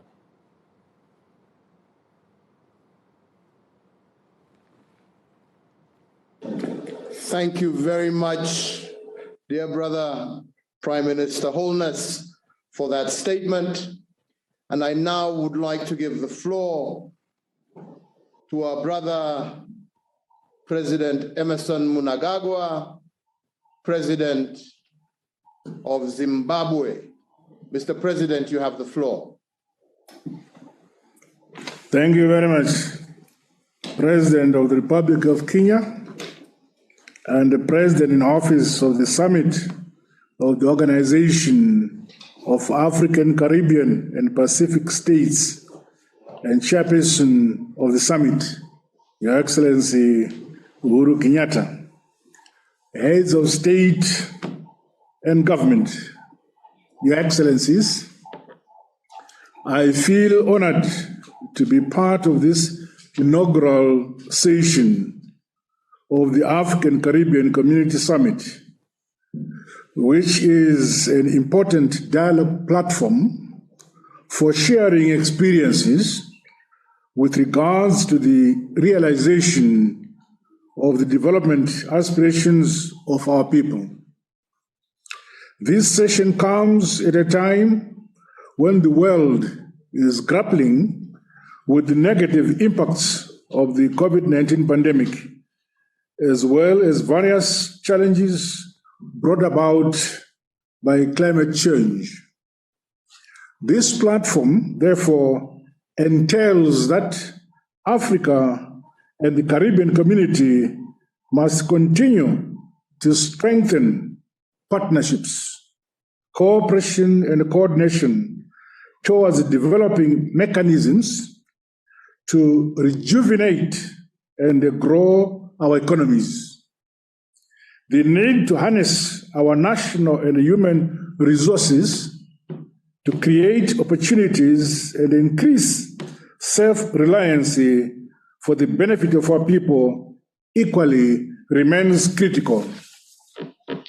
With regards to the contemporary realities, we must encourage rigorous debates around responsive strategies to deal with the COVID-19 pandemic and the climate change adaptation, as well as the socioeconomic capabilities that can be harnessed to advance our collective aspirations. This summit also serves as a building block to enhance mutual and comprehensive South-to-South relations mooted under the Organization of African, Caribbean, and Pacific States.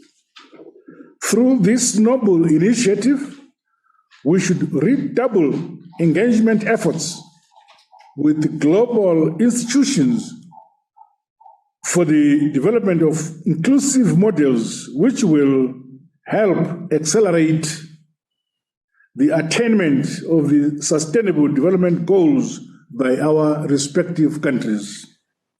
Finally, Your Excellencies, I wish to express Zimbabwe's commitment and support towards the Africa-Caribbean Community Cooperation and other forums which advance our shared aspirations as Africans.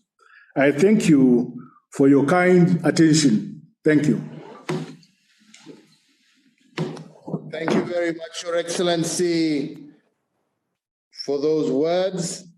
And I now give the floor to His Excellency, the Honorable Philip Pierre, Prime Minister of St. Lucia.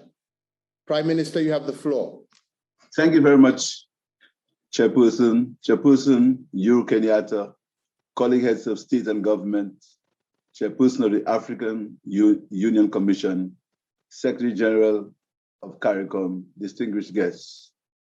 While we are separated across land and sea, we have so much in common, including a rich culture and diversity, and our people as a fundamental asset for progress and achievement. I announced on August 1st, 2021, in my inaugural annual Emancipation Day address, 4 days after assuming office, that my administration plans to take Caribbean's real African history to schools and to make Emancipation Day already a holiday, a major annual event on our national calendar. As I said then, we strongly believe that while slavery was abolished over a century ago, the mindset and racial attitudes that brought African people to the Caribbean and the Americas still linger. I assure that this historic first gathering of African Caribbean leaders, that under my watch, St. Lucians will have good reason to remember the struggles of our forefathers, while preserving and protecting the heritage they left us. And today is only the beginning, over 143 years later, but it's never too late to start. My administration also welcomes this ready platform for communication, cooperation, coordination between Africa and the Caribbean to share COVID-19 experiences and develop mechanisms to help reduce our common dependence on equal vaccine distribution. This is a stark living reminder of the inequalities of the system. Having to import 10 times more pharmaceuticals than we produce in the Caribbean, and our regional vaccination levels at only between 15 and 23%. We also support the recent initiative announced by PAO to create a platform to increase regional vaccine manufacturing and production. Unfortunately, we also share particularly vulnerability to the ravages of climate change. This means that inevitably, we are all invested in securing sustained global action to arrest and reverse this scourge. In this regard, close cooperation between small and developing states, African countries, and other developing states was instrumental in securing the 2015 Paris Agreement and the 1.5 target for global temperature increase. In light of the climate emergency, the pursuit of a green recovery from the COVID-19 pandemic, and the critical decisions to be made at the 26th Conference of Parties to the United Nations Framework Convention on Climate Change, COP26, it is essential that the flame of collaboration kindled in Paris be fanned vigorously in Glasgow in November of this year, in order to ensure that the international community, and in particular industrialized nations, manifest a level of climate ambition that will secure the safety of the planet and the survival of our countries. Our countries must also continue to work under the banner of non-Annex I developing countries in the negotiating group of 77 and China. Thus far, we have collaborated and strengthened our voices, having common positions on such fundamental issues as finance adaptation, loss, and damage. In the area of finance, it is imperative that we speak with one voice under the operating entities or the financial mechanism. Division simply retards progress for both our regions, something we can ill afford in a process where we can only move forward with consensus. Our regions must also maximize possibilities for collaboration outside of international arrangements, exploring areas such as technology, capacity building, research exchanges, and formal education opportunities. There is so much that we can learn from each other. Already within the climate change context, the African Union's Agenda 2063 is consonant with Caricom's agenda as we prioritize environmentally sustainable and climate resilient economies and communities. We are aware that you have committed to act with a sense of urgency on climate change and environment, to focus on climate technology, women and youth, sustainable forest management, and climate resilient agriculture, among others. As we forge ahead, the Caribbean community looks forward to deeper and more meaningful connections with the continent of Africa, working together in achieving the developmental aspirations of our nations and our people. I thank you, Mr. President. Thank you very much, Prime Minister. And I now give the floor to His Excellency, the Honorable Roosevelt Skerrit, Prime Minister of Dominica. Prime Minister, you have the floor. Thank you very much, Chairman. I want to thank you and to recognize heads of state, head of government, colleagues, friends all. I want to associate myself with all of the exceptional recommendations that have been made in forging ahead our close collaboration and contact. This is an opportunity we've been yearning for a very long time. And I'm very happy to be part of this occasion where we can join hands with our brothers and sisters in Africa.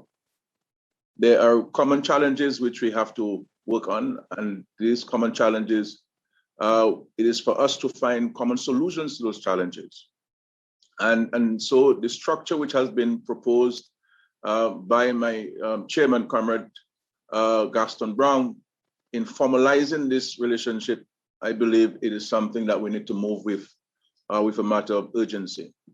I want to recognize the leadership of His Excellency, the President of Kenya, and also my colleague, friend, Mia Motley, for advancing this opportunity for us to be able to meet together. Dominica stands ready to play its part in a meaningful and tangible way in advancing this effort of greater collaboration between our nations. And I can say to you, Excellency, that here in the Caribbean, there is great excitement and anticipation for stronger ties, stronger collaboration, and increased contact between our peoples and among our peoples. So I really want to place on record my full support for this inaugural summit, and to urge that we move with speed. We've put in the infrastructure in place to allow this to be an annual event, not only of heads of government and heads of state, but for there to be this contact among our people, that our African brothers and sisters can visit us in the Caribbean, and of course, we from the Caribbean can reciprocate that particular action. So I pray, God, that we will be successful in our efforts because our people are looking for us to provide that leadership. Our people are looking for us to advance this collaborative effort because they are convinced that we must find common solutions to our common challenges. We cannot look to others to do it. We have to do it for ourselves and by ourselves. Thank you, Your Excellency. Thank you very much, Prime Minister. And I now give the floor to His Excellency, Dr. Philip Mpango, Vice President of the United Republic of Tanzania. Vice President, you have the floor. Excellencies, distinguished participants, ladies and gentlemen, I wish to begin by commending our host and dear brother, His Excellency Uhuru Kenyatta, the President of the Republic of Kenya, for conceptualizing and crystallizing the idea of having this important Africa Caricom Summit. Allow me also to convey sincere apologies from Her Excellency Samia Suluhu Hassan, President of the United Republic of Tanzania, who wished to be part of this historic event, but due to other equally important national commitments, she had to delegate the tasks to me, and I feel honored for the opportunity. Excellencies, the drive to promote stronger ties between Africa and Caricom is underpinned by the fact that we share a common descent and desire to achieve faster, sustainable development and prosperity for our people, as well as respectable voice in shaping the conduct of global affairs for the benefit of all mankind. Since the reign of Tanzania's founding president, Julius Nyerere, South-South cooperation has remained a key tenet of our foreign policy.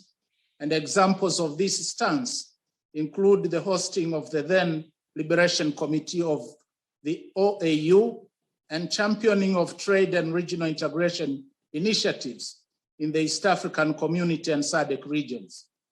This stemmed from a recognition that South-South cooperation is a means and a great opportunity for us, not only to promote political solidarity, but also to marshal collective action against a common challenge or enemy.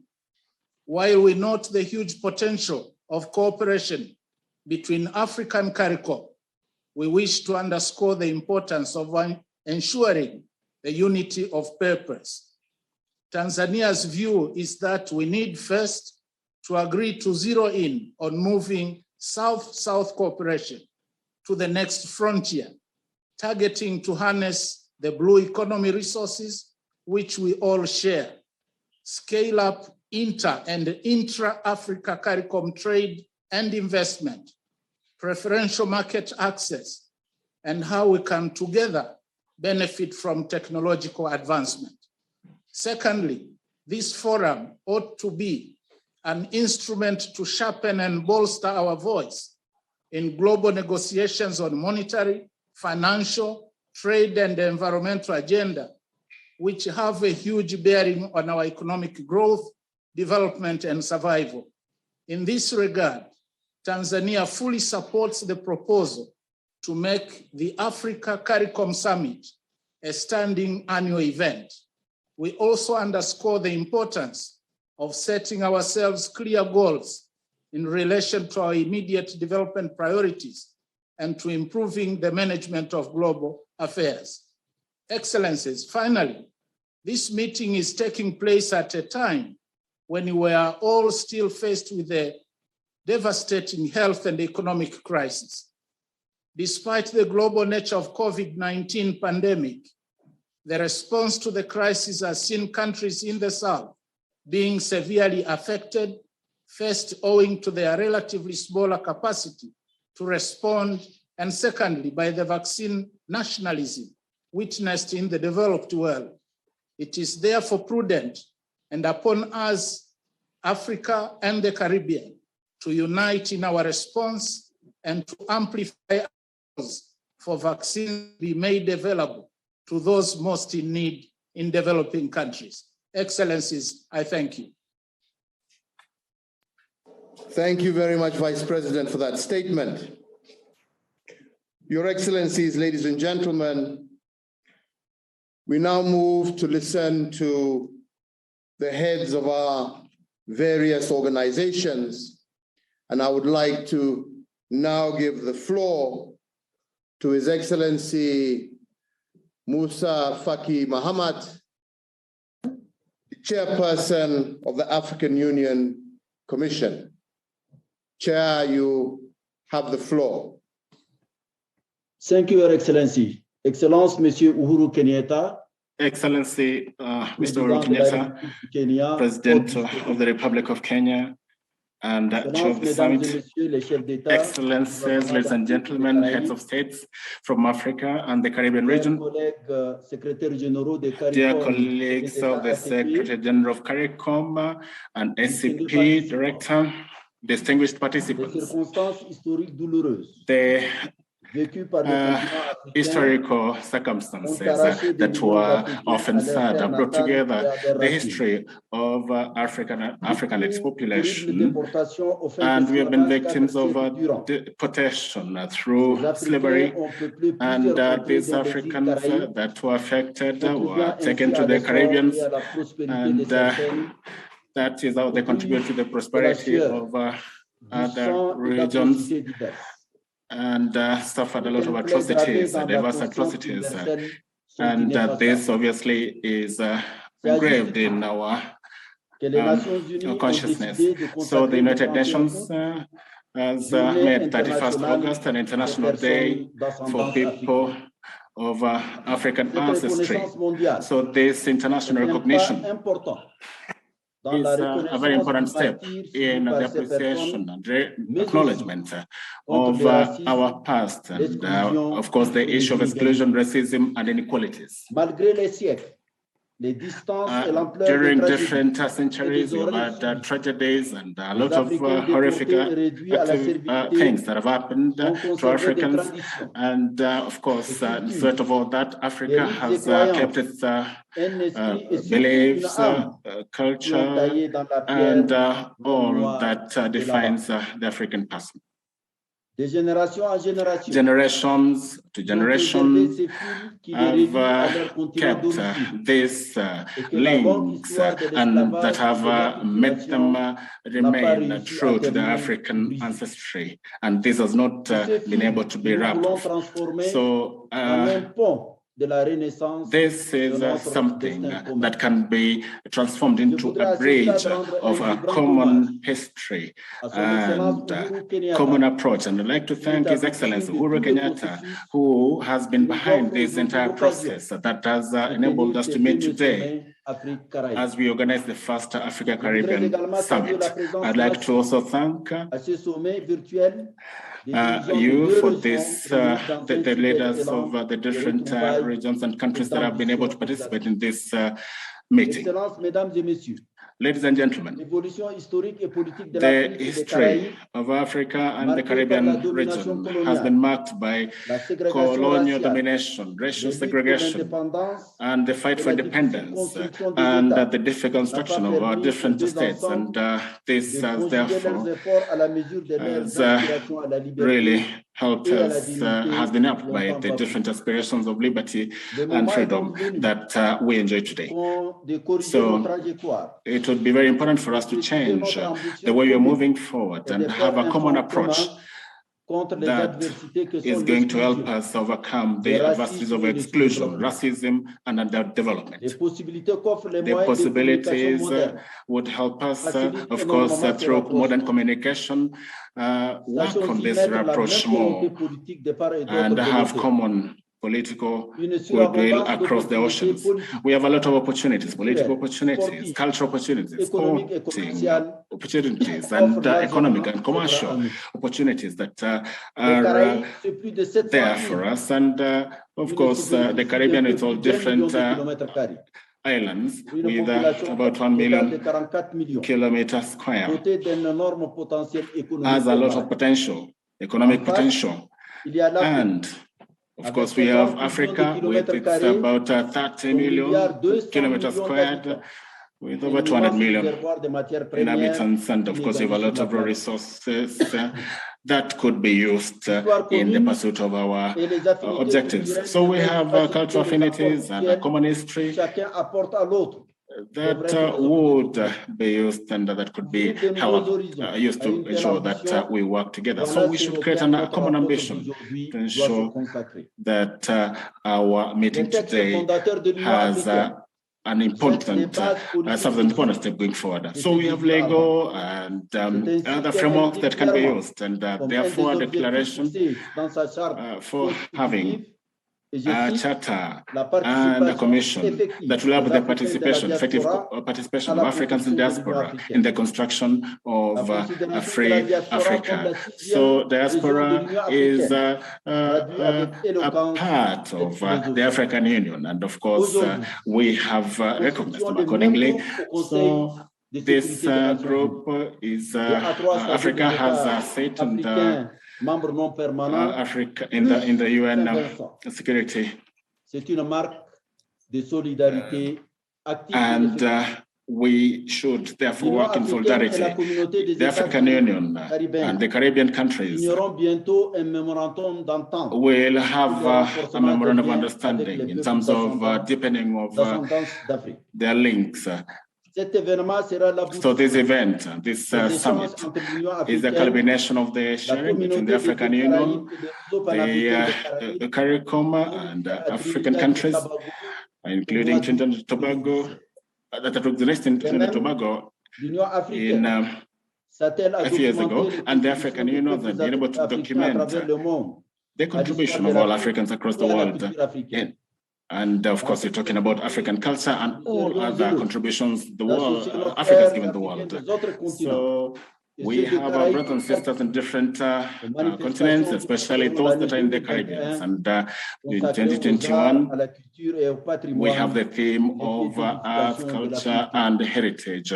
The African heritage that is being marked by the African Union. So in this summit, we are talking about the development of African people with African ancestry in spite of the geographical distance. I really thank you very much for this opportunity to address you.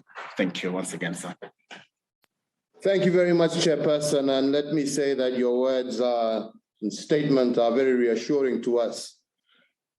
As we move forward the process that we have started today, and I believe that that process is in very good hands, as we all work together to put in place the structures that will strengthen this African-Caribbean partnership that we have initiated today.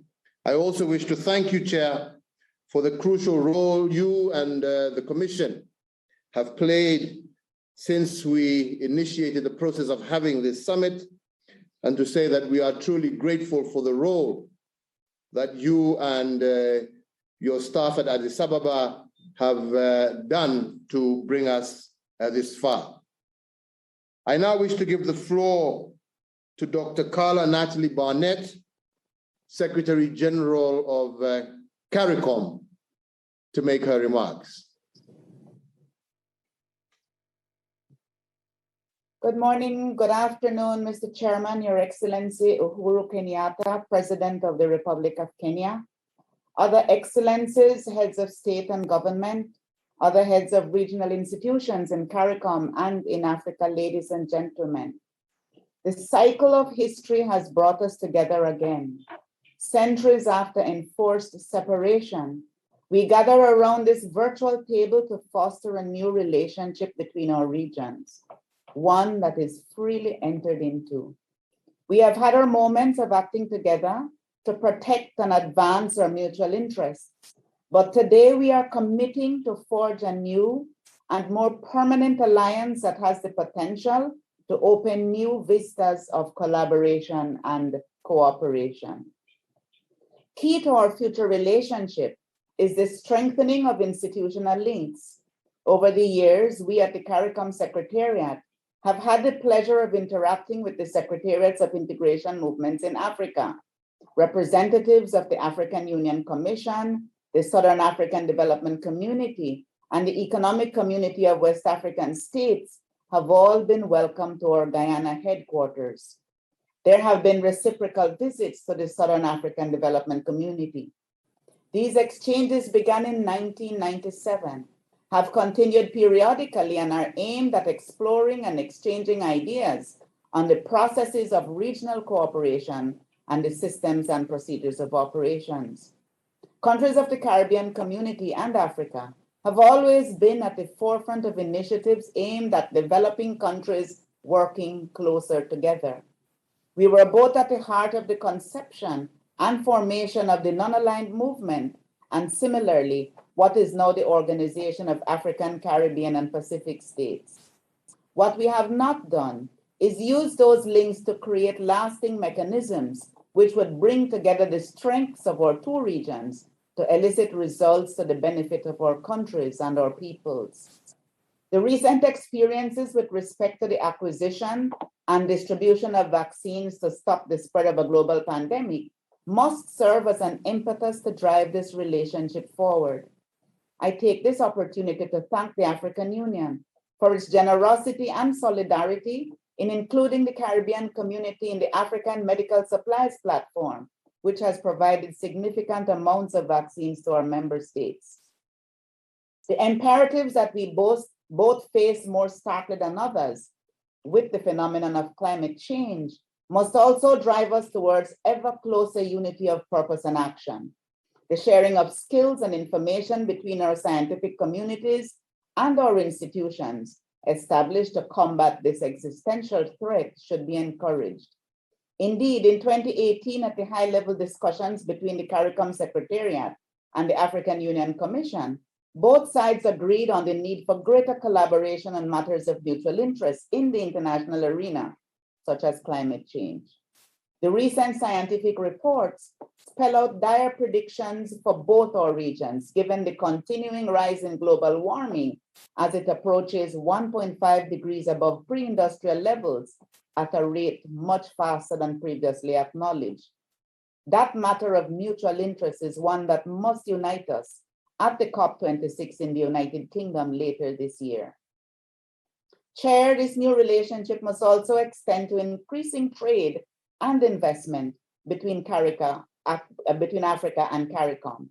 Preliminary figures for 2020 indicate total trade at approximately 29 million US, a drop of 10 million from 2018. While the economic impact of the COVID-19 pandemic can explain this, as we seek to rebuild our economies, the private sector on both sides must become alive to the opportunities to expand investment and trade in both regions with the requisite policy support from the public sector. It is one of the areas in which our mutual membership in organizations, such as the Organization of African, Caribbean, and Pacific States, can be leveraged to our benefit. Let us demonstrate that South-South cooperation can be an instrument that leads to furthering the development of nations. Let the evils of the past that separated us be turned into the good fortunes of our future. Let the potential of this relationship be realized into the reality of a better life for the peoples of the Caribbean community and of Africa. Thank you very much, Mr. Chairman. Thank you very much, Secretary General Barnett, for your statement. And indeed, I see a very bright and fruitful future for African and Caribbean partnership from your statement. And I also would like to thank you for your contribution, together with that of the Chairperson of the African Union, towards making this day a reality. And I take this opportunity to also wish you every success as you execute your new duties. Thank you very much. I would now like to give the floor to the Special Envoy for the African Union on COVID-19, Mr. Strife Masiwa, who played a very critical role in developing the medical supplies platform that we are now currently sharing together. Strife, you have the floor. Thank you very much, Your Excellency, for this opportunity to address this unique and important summit. Your Excellency, I will be brief. You asked me a few months ago to direct our energy towards our partnership with the Caricom countries. And my mission is simply to give you a quick update on where we are with respect to delivery of vaccines. As you will recall, the Bureau of African Presidents in August last year directed that 60% should be the African target for vaccinations. That is approximately 780 million African people. You also directed that that should include the Caribbean member states. So we rounded off as a target of 800 million people. Your Excellency, President Ramaphosa created the Africa Vaccine Acquisition Task Team, which is made up of 10 leaders whose task is to negotiate for the acquisition of vaccines, which he graciously chairs. I am simply the coordinator. Our work began in November last year, and it became immediately apparent that we would, even with all the money, it would not be possible to buy vaccines because they had already been hoarded by the major countries. I shall not go into this issue except to point out that it became extremely difficult. And therefore, it was necessary that the African countries work together towards the purchase of vaccines. And President Ramaphosa led the process of engaging with the suppliers. The difficulty was compounded by the fact that all the suppliers wanted to be paid upfront. Your Excellencies, we had therefore to put together a vaccine financing facility of $3 billion, primarily supported by member states through the Afri-Exim Bank. And as a consequence of that, we were able to then engage to purchase at least 50% of our vaccine requirement on the expectation that the donor community would come with the other 50%. The way we addressed the problem of supply was to focus on a vaccine being produced through a major South African company, which was able to repurpose itself to manufacture on behalf of the member states a product from the American company Johnson & Johnson. This vaccine was chosen for 3 reasons. One, of course, because we could get it produced in Africa. Secondly, it was the cheapest, and it was a single-shot vaccine. So we entered into a contract with this company to purchase 400 million doses in March for supply to begin in August. The 400 million doses will be delivered over a 12-month period, beginning August. And as many as you know, 41 African countries have so far signed up to purchase vaccines through the platform. We've also organized a partnership with the World Bank, which was brokered by our chairman, President Ramaphosa, who met with the World Bank, who then agreed to avail to the member states up to $4 billion to purchase vaccines through the platform. So we've got 41 countries. Last month, we started to make shipments.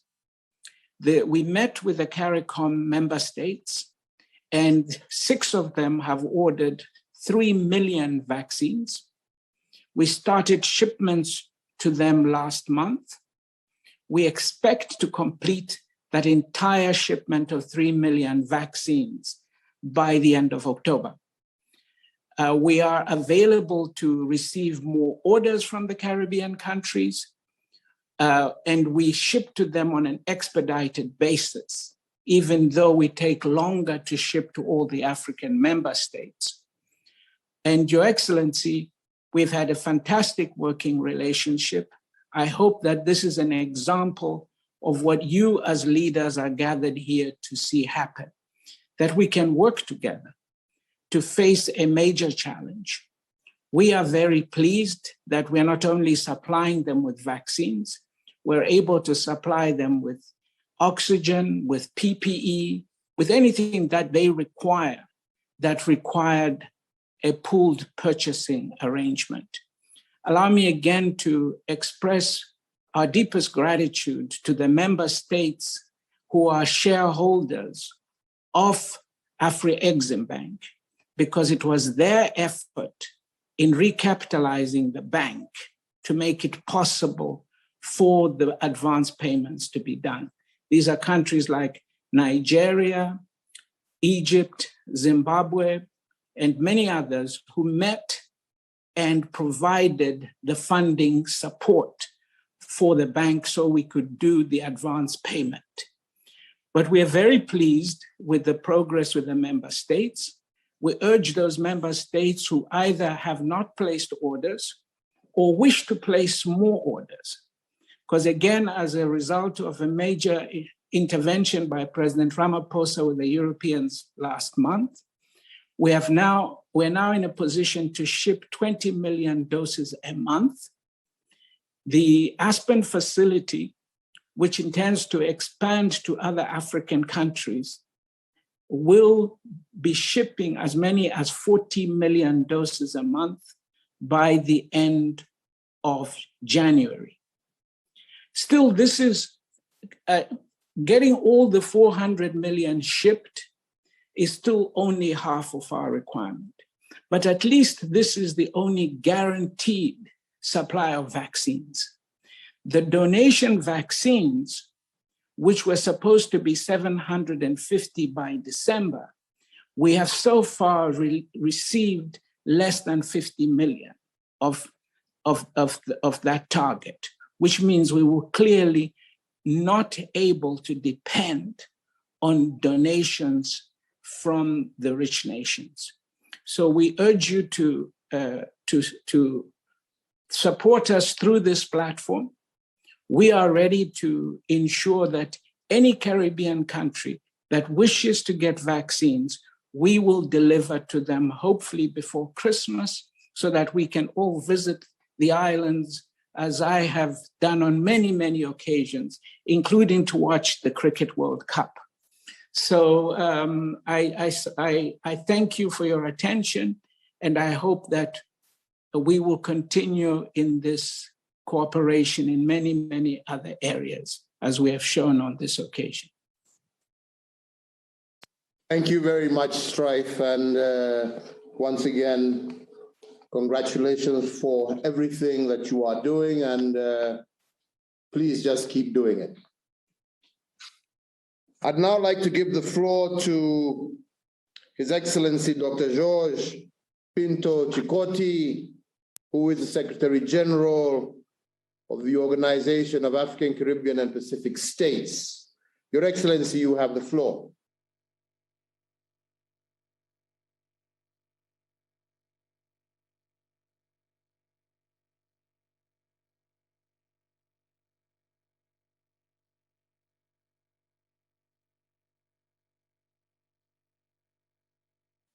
We seem to have lost him. Let's see if we can get him back on while we listen to Dr. Jean Leon, President of the Caribbean Development Bank. You have the floor. Excellency President Uhuru Kenyatta, President of the Republic of Kenya, Excellencies, heads of state and other leaders of the Africa Union and Caricom, let me begin by thanking you for organizing this groundbreaking summit. Aptly, this summit precedes the International Day for South-South Cooperation on September 12th, whose formal concept emerged over a half-century ago. Importantly, real cooperation between Africa and the Caribbean goes back centuries, with a relationship forged in our shared history and culture and our sense of a common identity. Today, I will limit my remarks to two areas of mutual concern to our regions, that is, debt sustainability and climate change, and the role of institutions like the Caribbean Development Bank in crafting innovative approaches to financing development. First, debt sustainability has been a big concern, with Africa Union and Caricom countries being counted amongst the world's most highly indebted nations. The COVID-19 pandemic has highlighted our structural weaknesses and amplified the debt problem. In 2020, public debt reached 70% of GDP in Africa and 83% of GDP in Caricom. Our regions face the unusual conundrum of striving for debt sustainability while seeking to generate adequate fiscal resources to build resilience. But even as we contemplate such recovery, our development prospects are further buffeted by climate change. We are among the most vulnerable countries to the impacts of climate change. We are less able to resist, adapt to, and recover from the effects of sea level rise, prolonged droughts, and extreme weather conditions. Natural hazard events have repeatedly resulted in adverse environmental, social, and economic consequences. Projections also suggest that our two regions will face more exaggerated climate risks for the remainder of the century. This poses a serious threat to our attainment of the Sustainable Development Goals. There is merit, therefore, in developing joint approaches to the debt and climate change challenges we face. Indeed, working together, our regional development banks are well placed to engineer innovative financing approaches and to advocate for access to lower cost of finance based on an imperative for development that distinguishes pre-event vulnerability, magnitude of event impact, and post-event persistence and duration of impact. These effects, evidenced by our repeated natural hazard events, and indeed the COVID-19 pandemic, present strong arguments against the inadequacy of per capita income as a measure of classification and access to concessional finance. CDB fully endorses the institutionalization of Caricom Africa Union relations. I urge that we go further by establishing trade and cooperation agreements, which would significantly expand the markets for goods and services, facilitate export diversification, and create the right environment for innovation and technological transfer.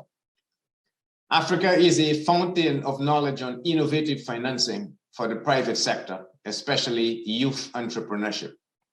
We in the Caribbean can learn from Boost Africa, the joint initiative between the African Development Bank and the European Investment Bank that offers an innovative way to de-risk private investment.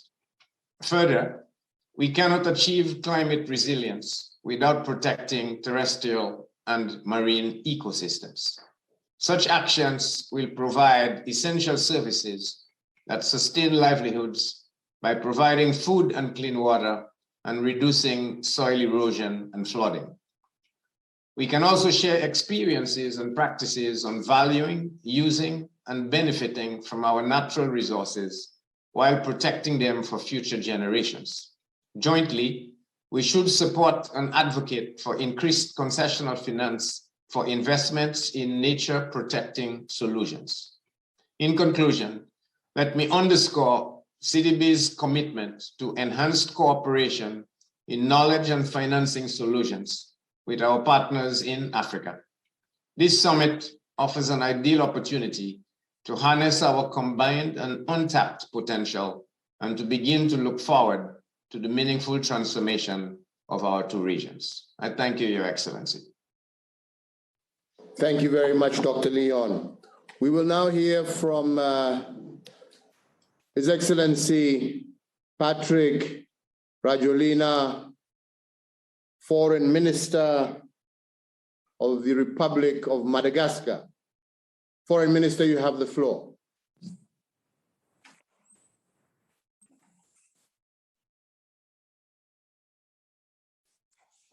Excellence, Monsieur le Président de la République. Your Excellency, the President of the Republic of Kenya, and the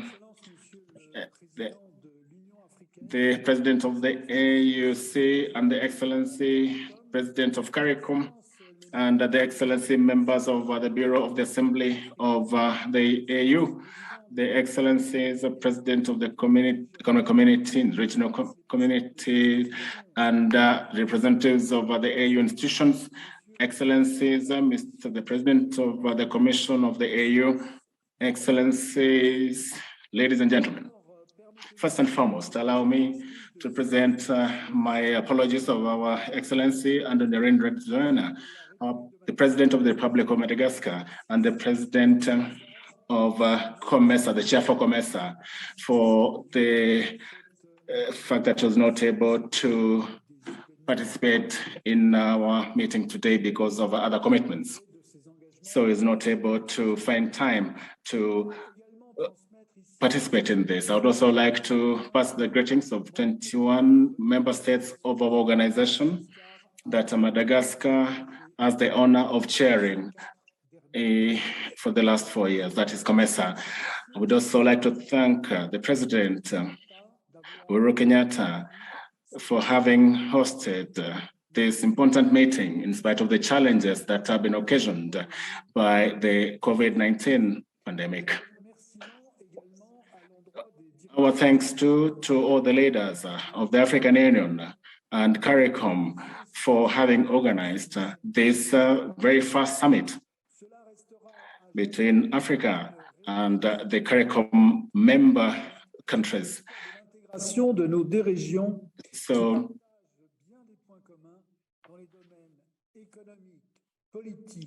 we share all the cultural and political ties between the two regions. And of course, we need much more solidarity to ensure that we're able to deal with the emerging global challenges. So the COVID-19 experience has taught us very important lessons that we should always ensure that our efforts are directed towards all the aspects of economic integration of our countries and regions, and in a collective way be able to deal with emerging challenges. So all the progress that has been realized in as far as the integration of the African continent and its different countries has obviously been very good for the continent. And Caricom obviously shows us that similar integration is useful, and we certainly have the same challenges and opportunities. So we are talking about the process of integration and the creation of the free trade zone in Africa from 2009 shows the commitment of our members in terms of increasing the opportunities for sharing and businesses and investment and the creation of jobs and improvement of our people's standards of living thanks to all these efforts of integration. So we should be able to pursue economic integration through different approaches, especially the integration of markets, the integration of production, and the physical integration as well as social integration, the transformation that is technological, the digitization of things is something that should be part of our strategy. And we have different initiatives and institutions that are specialized in the integration. I'm talking about COMESA, for example, which has been able to work on the integration of its 21 member countries. So we're talking about trade and the cooperation between, for example, insurance companies and all sorts of business and trade activities that facilitate investments, production, and cross-border trade. So we have key institutions like the institution based in Egypt and the leather institution that is based in Ethiopia. And the COMESA has a strategy that is focusing on 9 priority themes. So energy, food, textiles, leather and leather products, and mineral products and pharmaceutical products, and other agrochemical products that would definitely help in improving our respective economies. So these key sectors are obviously the ones that are focusing on, and this is going to help in the increment of value addition and an increment of about 20% of these activities by 2029. Excellencies, ladies and gentlemen, in terms of integration of infrastructure, COMESA seeks to create interconnectivity by collaborating with the AU, NEPAD, and the regional economic bodies, that is members of the tripartite, SADC, COMESA, and the EAC.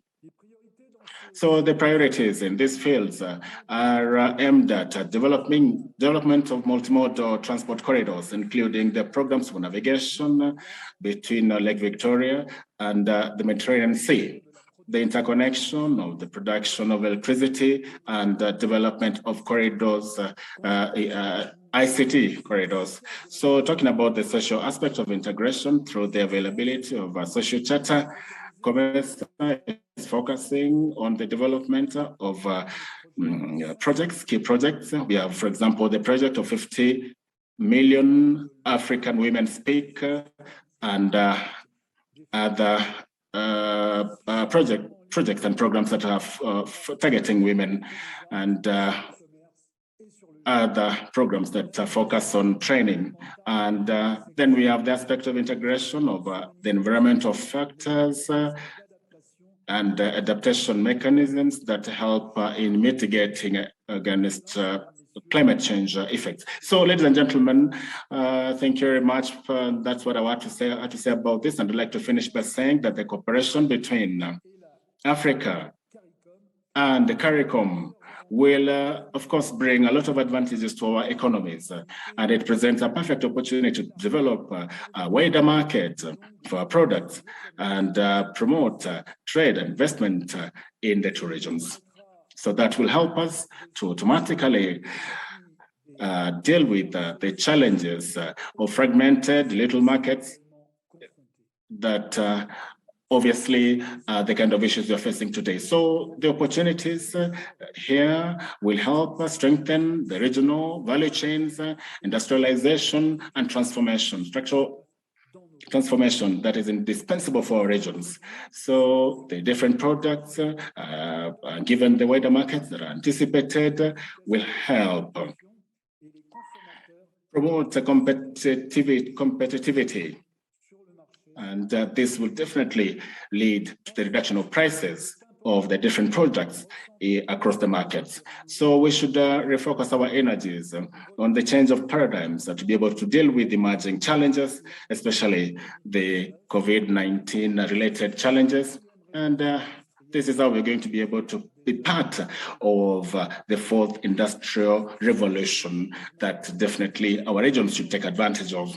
So it is necessary to work in an efficient way to deal with the different challenges we're facing today through regional integration. And this, I think, will be very helpful in as far as ensuring that we're able to achieve sustainable development in an inclusive manner. So let's move and work together in the spirit of solidarity and partnership. Thank you very much. Thank you very much, Foreign Minister. Your Excellencies, ladies and gentlemen, because of the constraints of time, we will now hear from our last speaker, and that is the Secretary General of the Organization of African, Caribbean, and Pacific States, Dr. Chikoti. You now have the floor. Thank you, sir. Your Excellency, Mr. Uhuru Muigai Kenyatta, President of the Republic of Kenya and current President of the OACPS Summit, the Honorable Gaston Brown, Prime Minister of Antigua and Barbuda and Chair of the Caribbean Community, Excellencies, African and Caribbean Heads of State and Government in attendance, Your Excellency, the African Union Commission President, distinguished participants, ladies and gentlemen, I wish to congratulate His Excellency Mr. Uhuru Kenyatta, President of the Republic of Kenya and current President of the OACPS Summit, for having convened this historic summit, which brings together members of two of the three main regions of the African and Caribbean Pacific states. Excellencies, today, no country is secure if all countries are not secure. It is only when we act together and in unison that we will achieve our goals, including the sustainable and inclusive development of our countries and peoples. Together, we are stronger. Our unity is the vector to attain the sustainable development goals and implement the Paris Agreement on climate change. Our historical linkages and the increasing importance of the diaspora in the development of our countries are at the heart of this summit. We are committed to promoting and facilitating together integration and deeper relations among the regions of the African, Caribbean, and Pacific states. Mr. President, this summit is testimony to your commitment to our regions, the OACPS, and the wider global community to make tangible contribution to a better, fairer, and more equitable world. As they seek to become part of the global economy, our countries face several obstacles, particularly their size in economic terms, structural weaknesses, the insufficient diversification of their economies, and poor integration with respect to physical infrastructure, to name but a few. In this context, regional and transcontinental integration and cooperation make it possible to overcome these challenges by increasing the competitiveness of our economies through economics of scale, improved access to technology, sharing knowledge and good practices, and pooling of resources. We must work together to create enabling conditions for including everyone, especially women and young people, in our sustainable development and global economic inclusion strategies.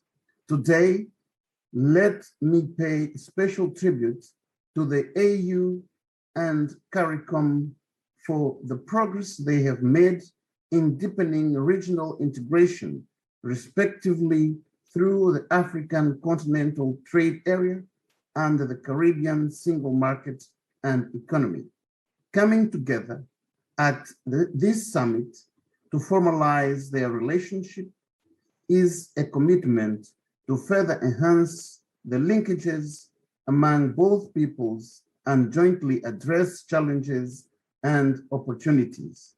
I am convinced that South and triangular cooperation, consistent with the OACP's vision of creating a free trade area encompassing the African, Caribbean, and Pacific regions, would bring advantages to citizens of these regions. Excellencies, the COVID-19 pandemic has unfortunately reminded us that we are living at a time marked by fundamental changes and often unpredictable challenges. Their complexities and scope are severely testing our ability to both anticipate and respond adequately.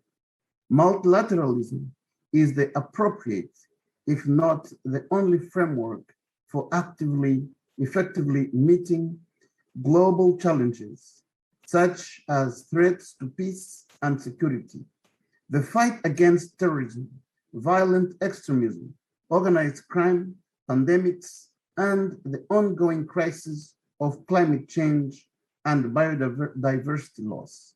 The OACPS is committed to strengthening and promoting multilateralism to enhance the influence of its members on the international scene and defend their interests while respecting the principles of subsidiarity, complementarity, proportionality, and value addition.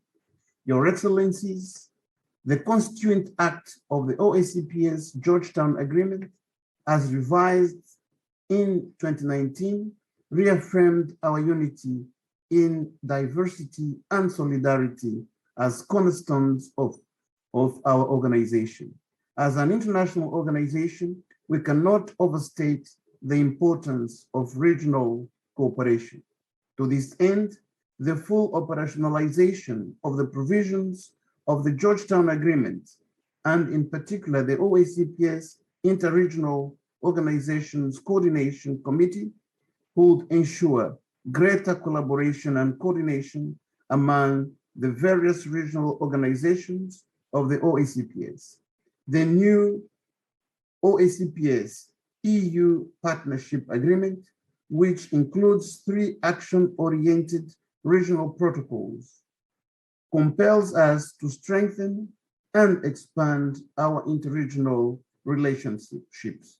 In conclusion, the OACPS is committed to support the African Union Caricom relationship and contribute towards enhanced unity across continents and oceans. I thank you, Your Excellencies. Thank you very much, Secretary General, for those comments. So, Your Excellencies, ladies and gentlemen, as we now come to the close of what I believe has been a very successful summit, I want to really just take this opportunity just to thank each and every one of you for the insightful comments and very captivating proposals on how we can move forward together. Before I try and wrap up, I'd like to invite our Cabinet Secretary for Foreign Affairs, Dr. Rachel Omamo, or Ambassador Rachel Omamo, to present the highlights of the key outcomes of today's summit. Ambassador Omamo, please, the floor is yours. Thank you.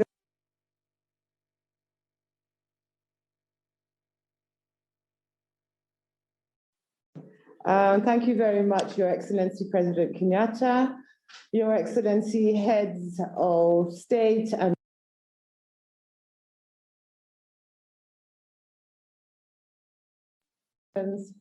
colleague ministers. It is my distinct privilege to highlight key elements of the draft communique that will be issued after we close this meeting. It will be circulated to all of you for your approval, but we thought it was important for you to note some of the key components of it to ensure that we were able to capture the spirit and the power of this important summit. The communique will start by noting that heads of state and governments of member states of the African Union and the Caribbean Community, Caricom, met virtually for the inaugural Africa Caricom Summit, hosted by His Excellency Uhuru Kenyatta, President of the Republic of Kenya, on the 7th of September 2021, under the theme Unity Across Continents and Oceans, Opportunities for Deepening Integration.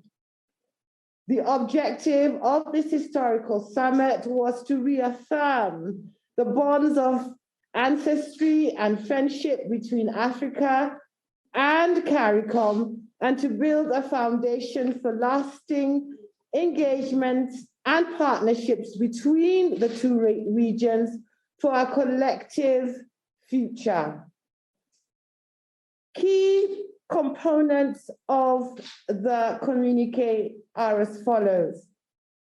The inaugural session of the summit recalled, first, the declaration of the 33rd session of the African Union Summit held in February 2020 on promoting closer collaboration and cooperation between the AU, the African diaspora, and the people of African descent in the Caribbean and Pacific regions, and the recognition of the Caricom Summit of February 2020 on the need to increase contact between its members and African countries.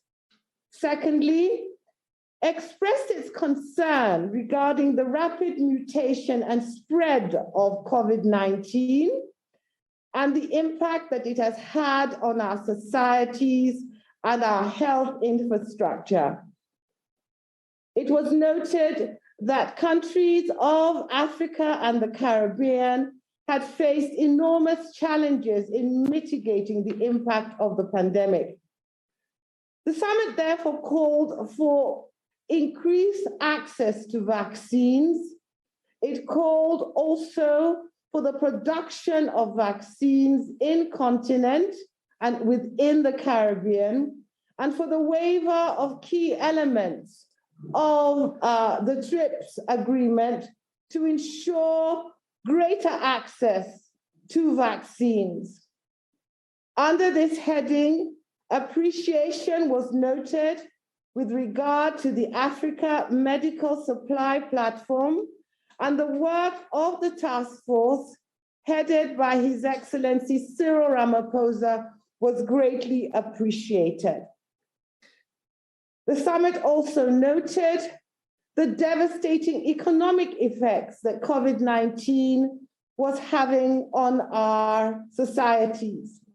It was noted that even though the G20 debt service suspension initiative was welcome and that progress had been achieved in facilitating higher pandemic-related spending, there was still a need for enhanced debt relief measures and for financial access and for innovative approaches to debt sustainability and fiscal access to enable countries in our regions to refocus on achieving sustainable development goals and the goals of the Paris Agreement. 4, the summit reiterated its commitment to achieve sustainable development in member states severely affected by environmental challenges arising from climate change and affirmed their commitment to ensure the realization of SDG 14 to conserve and sustainably use the ocean, seas, and maritime resources for sustainable development, and to pursue efforts to limit temperature increase to 1.5 degrees Celsius above pre-industrial levels as is called for under the Paris Agreement. There was also a reaffirmation of the commitment to multilateralism, but also the summit urged for the need to strengthen and reform multilateral institutions to ensure inclusion and better representation from countries from our region, and also to press for reparative justice and to call for the lifting of punitive and unilateral sanctions and embargoes against Cuba and Zimbabwe. 6, the summit noted the need to address mutual economic and communication challenges within the spirit of South-South cooperation, and in particularly to collectively endeavor to exploit the blue economy and technology for the advancement of our peoples. 7th, the summit underscored the need to foster increased trade, investment, air travel, maritime shipping links, with a view to greater economic integration between our two regions, and to foster and design specific agreements and frameworks to further trade. It was noted that opportunities lay in the Africa Continental Free Trade Area in this regard. In addition, the summit urged heads of state and government to provide the political goodwill and affirmation of activities aimed at fostering closer cultural, educational, scientific, and sports relationships between our people in order to increase people-to-people engagement through the AU and Africa by using mass media platforms wherever necessary. Finally, the summit expressed the need to institutionalize cooperation between Africa and Caricom and other parts of our diaspora by setting up a dedicated secretariat or structure and holding annual summits of the Africa Caricom for Africa and the Caricom on the 7th of September every year, and called on member states to support this initiative. These are the key highlights. We will improve the text and circulate it to the participants in early course. I thank you for your kind attention. Oh, actually, one last, no, I think I've done it all. Thank you, sir. Thank you very much, Ambassador Omamo, for that summary. And indeed, as she has noted, we will be circulating the conclusions of this summit to all participants so that we can refine and have a very clear communique on the decisions that we have taken at this historic event. Allow me now, Your Excellencies, ladies and gentlemen, to make a short closing statement as we wind up this very first Africa Caricom Summit. Your Excellencies, heads of state and government, Your Excellencies, heads of regional organizations, ladies and gentlemen, heads of delegations, we have now come to the end of a very successful first Africa Caricom Summit. And this summit has laid a firm foundation on which to build strong political, cultural, and social economic cooperation for all people of African descent. This summit has provided a platform to envision a future anchored on shared prosperity for our two regions. And in this context, we have had a rich, productive discussion on the key pillars of this shared vision. The first is our aspiration for a much deeper political cooperation and collaboration between the African Union and the Caribbean community, building on our shared heritage. The second is to manage the risks and threats that confront us. In particular, the management of the impact of COVID-19 pandemic, climate change, and debt sustainability, all of which require a multinational approach. We agreed to work together across our two regions to define our priorities and ensure that the global response is aligned to our unique challenges. These risks, I believe, also present us with opportunities to collectively think out of the box and recognize, as well as seize the opportunities presented by these crises. The third is the promotion and expansion of trade and investment with a focus on new frontiers such as technology, and in particular fintech and our blue economy, to catalyze fast recovery and growth of our respective economies. We recognize our strength in numbers, especially if we all commit to eliminating barriers to trade and therefore open up our respective blocks to trade across borders. Let me say finally, Your Excellencies, how much I truly appreciate all the heads of state and government who have been listening in today.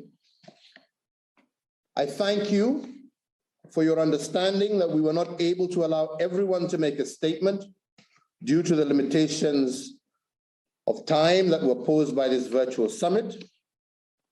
And I want to thank each and every one of you for your commitment to develop frameworks to foster the unity and shared prosperity of all people of African descent in our two regions. I believe today is a day where each and every one of us can be very proud. A day for the people of African descent to start a new beginning, to chart a new and hopeful future for our people.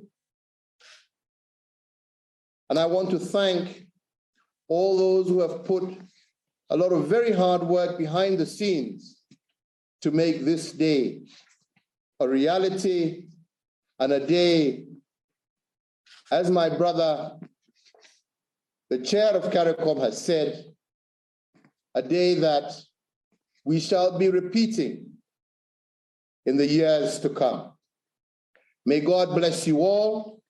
I thank you all for your participation, and I look forward to seeing each and every one of you in person in the very near future. Thank you, and God bless you, and God bless our peoples. Thank you.